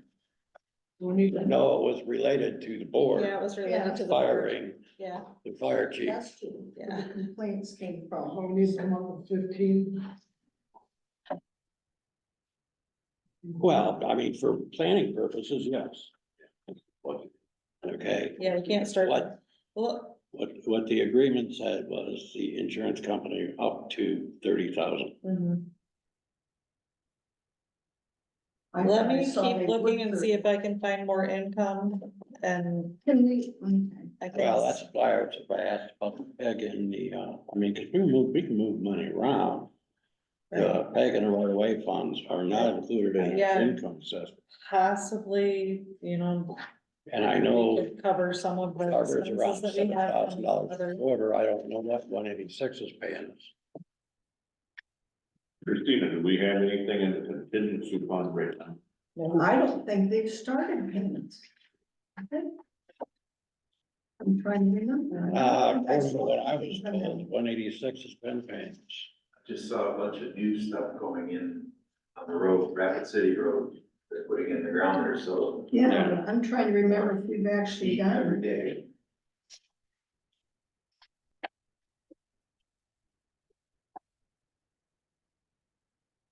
So where's the We got money, taxes from. where's the money at if they're paying? If 186 is actually paying, well, they pay the state and then the state. It's the Metro Act. It goes directly to the state, if I'm not seeing it, okay. Or it's the Peg fund. But charter comes, Two different accounts. It has to be spent, right? charter comes directly to us, AT&T must be going to. AT&T goes to, I think, Peg, and I think, Charter goes to Peg. Yeah, but I mean, I don't see their checks come in. I see charters checks come in. on a Okay. regular So basis. what is the Metro fund? What can we spend that The on? Metro Fund is the right of way act. If you're using a right of way for, I thought that was the PEG fund. the PEG fund is public education, It's a Metro fund is a, public education and government. And I believe that is cable companies only. Well, that's cable, the other one is gas. and Yeah, electric. see, because, AT&T, phone line, I think that goes to PEG. That makes sense. Charter, Charter's a phone company. I think those are right of way issues. I So. think they would use the PEG fund for They're for both the, right, but gas company. new website too, if I remember right. Right. That and, to pay the spectrum and the RF bills. Public education, all this technology, Zoom, Wi-Fi, new phones. That's something we never had. It's like, oh my gosh. Hopefully get those. So there was a little controversy right there, right when we had them come in, because Centerras was gonna supply the phones. Or something, they were discussing it, and Charter said, did we miss something there when in the agreement? Okay, so basically we can go back to Centaurus who Who's can operate running a the virtual public, private network also and come up with a phone system. When we. Or we can go back to Charter Spectrum and sign a new contract for the phones, which was supposed to be included in the Yeah, original. I'm gonna. Back. See you on Monday. Anyway, Actually, what we Angela's need to on do it. is, She's talking to everybody and she's got the whole chart of escalation for every issue. She's on that. Didn't we have some cameras included in that too, security system? Yeah. yes, the cameras were, yeah, And just a side note, I saw that the dugouts over at Freedom Park got tagged last night, or within the last 2 days. Oh, So no. they're all spray painted up. They're what? The dugouts at Freedom Park are all spray painted. again, Well, graffiti. they're gonna probably come out anyway. Freedom Park and. Oh, yeah, and probably under the bridge is really bad again too.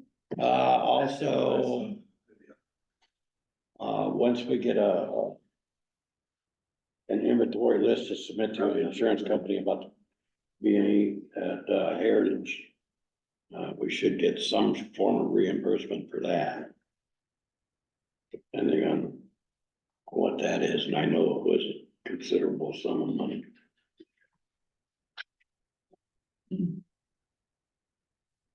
So anyway, we're back to quarterly payments. Yeah, I was just trying to, losing connection here. I know that D has not been working near as many hours as she had been. Yeah, I know. And We're a lot more efficient now. I can't get this to load. I was trying to see what her salary was Yeah, I saw where it to was, date, because I know I did I thought I saw it was it was less than 18, it was 17 something, I saw mine too. So, no, I mean, yeah, under her, that's what it is budgeted, but she's not been working that many hours and I Well, can't, a I lot can't of get it that. to load to tell me. yeah, A lot of that was getting acclimated to the system, changing the system, chart of accounts, and then rearranging the banks. we So still, once all that's done. we okay, still have to do the credit card thing, and that's gonna save the township a lot of money. You also have a new salary with Angie too, that That is, we have her in here. Yeah, I mean, that She's under the township board. So are you saying we could drop the salary for the deputy down? I think we can. But I don't wanna do that until I till I can check some pull up numbers. how much That she's, would also include the clerk control, the deputy, since we got the office personnel, that would be dropping to them. no, actually No. Margaret still works Margaret still, full-time. Okay. Oh, not quite full-time, but it's many, many hours. She still needs that budget. Especially with 4 elections, I think all the deputies are making $18 an hour, I think. something like that. 19 something. Now with the increase of cost of living, yeah. 1963 or, I don't remember, 57, one of those weird numbers. I think I just have too many.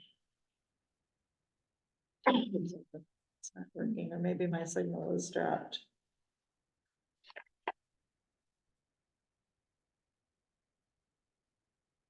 So I can see postage as far as that goes, there's under treasurer control at 5,000, will probably go higher. We got all these elections. Yeah.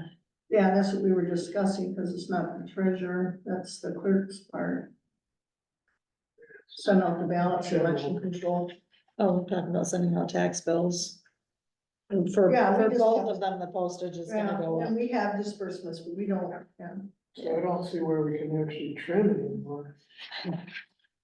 There's a- It's gonna be thinking of a lot of, you factor slightly increasing your base value, your 162 million. that is, under tax fund, his income is 114,000. No, it was 150 or something. this, That's what he's saying. I was talking about your 162 million. yeah, Mill was valuation. Yeah, I'm sure that'll increase. well, yeah, that was taken into consideration, coming up with that figure of 114 at 0.69 something mils. which we hope to get Oh, that restored. just comes into the general fund you're talking about. Yes, The actual millage rate that we have, the taxable rate is 162, it should go up. Right. Tax value of our That's whole what, township. Sue was talking about, maybe is some of Right. that. Yeah. but it's, Gradually showing each year. Yeah, it was like 100, was it when we first took over? 120 something, I think. So it's going up considerably every year. Sure. Yeah, I feel like we're missing some we're missing some something. income. I feel like we're missing some income.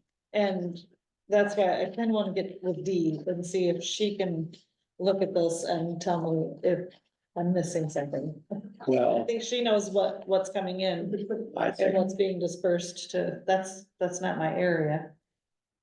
yeah, we're missing some. I don't know, what do we have down to, what is our total expenses that you've got at the moment, so I can correct this, Let me open that back and up. what are we short? I am at a total expenses of 577,078. Leaving us negative 13,211,15. Oh, that's, we can move something. Okay, so we're close. Did none carry over to the next year? I mean, do you have something left this year? That's with our starting balance that we're estimating. At 250. We're estimating, but we don't know exactly what our starting balance is gonna be. I mean, if you want, we can go ahead and do like we did last year and jump that up Well, to we spent a lot. 300,000 and say, that's where we're gonna start at. We spent a lot last year, we will not be Yeah. spending this year. You know, Whole point of this exercise this year was to get some real numbers. Which we've got, but So, it's still, I mean, It's we've still changed the gurgling. chart of accounts, we've changed the accounting system, we've changed the banking system. Now it's time, our expense tracking is much better. So it's time to put some real numbers to this thing, so that people understand where their tax dollars are going. it's just that beginning balance that it's hard to guess and And that's what we're doing, is guessing. So with So- the information that we have, there'll be a couple minor changes to it. And we do have to that makes accommodate. that really high. I don't know if I wanna do And that. you've got 3 months to do it. Yes, well, it's, How about, this proposed budget actually is done on time let's do, for the first time since I've been sitting in this chair. Didn't we budget 10,000 for the cemetery last year? what did she say? I thought we did. I thought I was like, Because we're- well, I don't know. The BSNA cemetery is coming out of that. And then we don't have that written in here. Unless it already came. Well, we can bring all that up, What? I'm sorry. The BSNA, I'll look at cemetery control.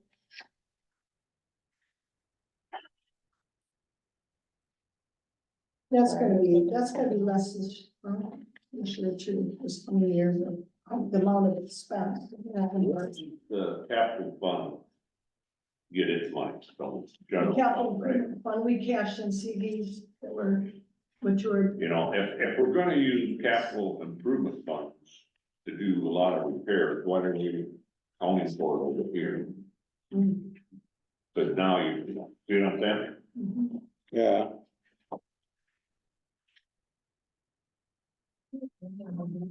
I wish, If you're gonna do $25,000 worth of repairs over there on the township building.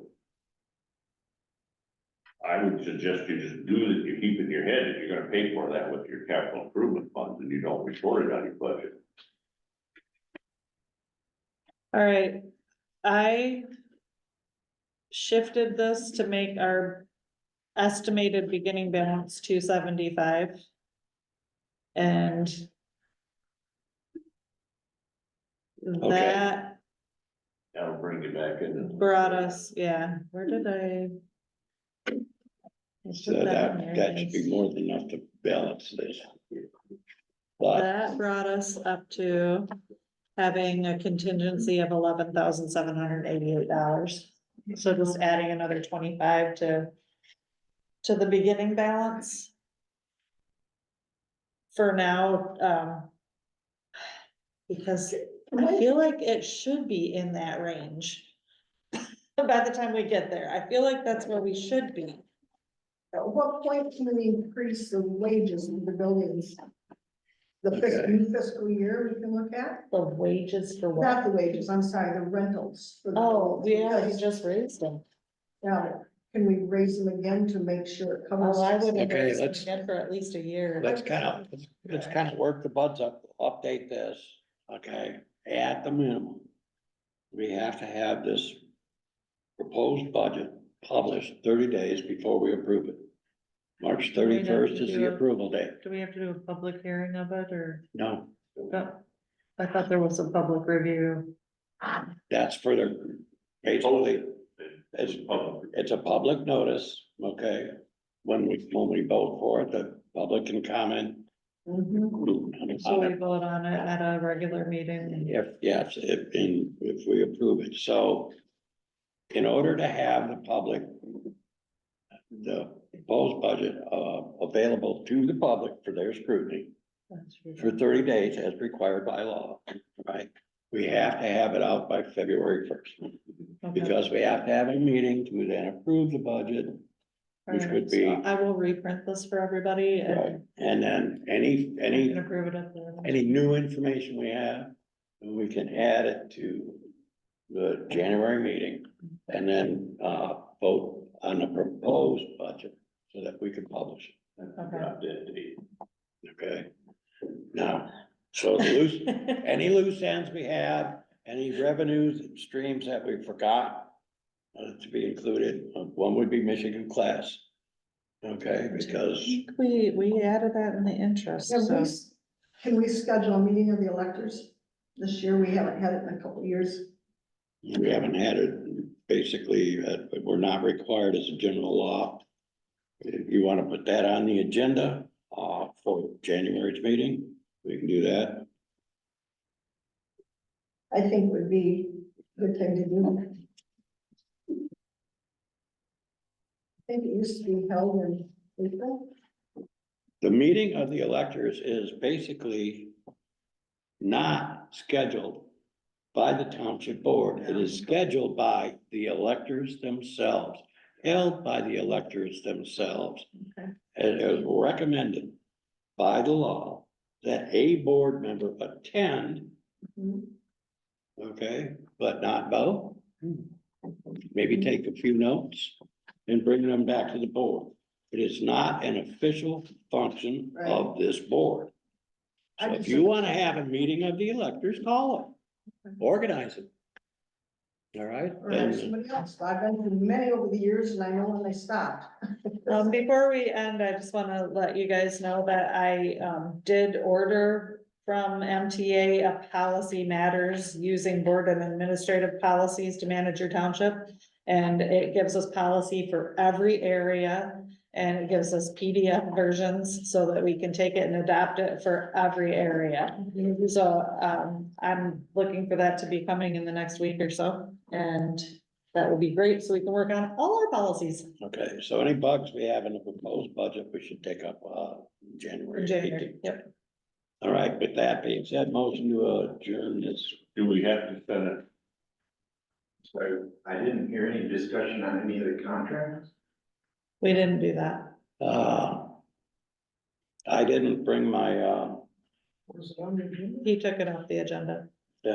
basically, We would discuss. suggestions for the sheriff's contract. I put mine in. Did you guys look at them? My recommendations for what to include in the new sheriff's contract. Just like the old one, yeah. We didn't see a new one. It's the same, who says the same every year? No,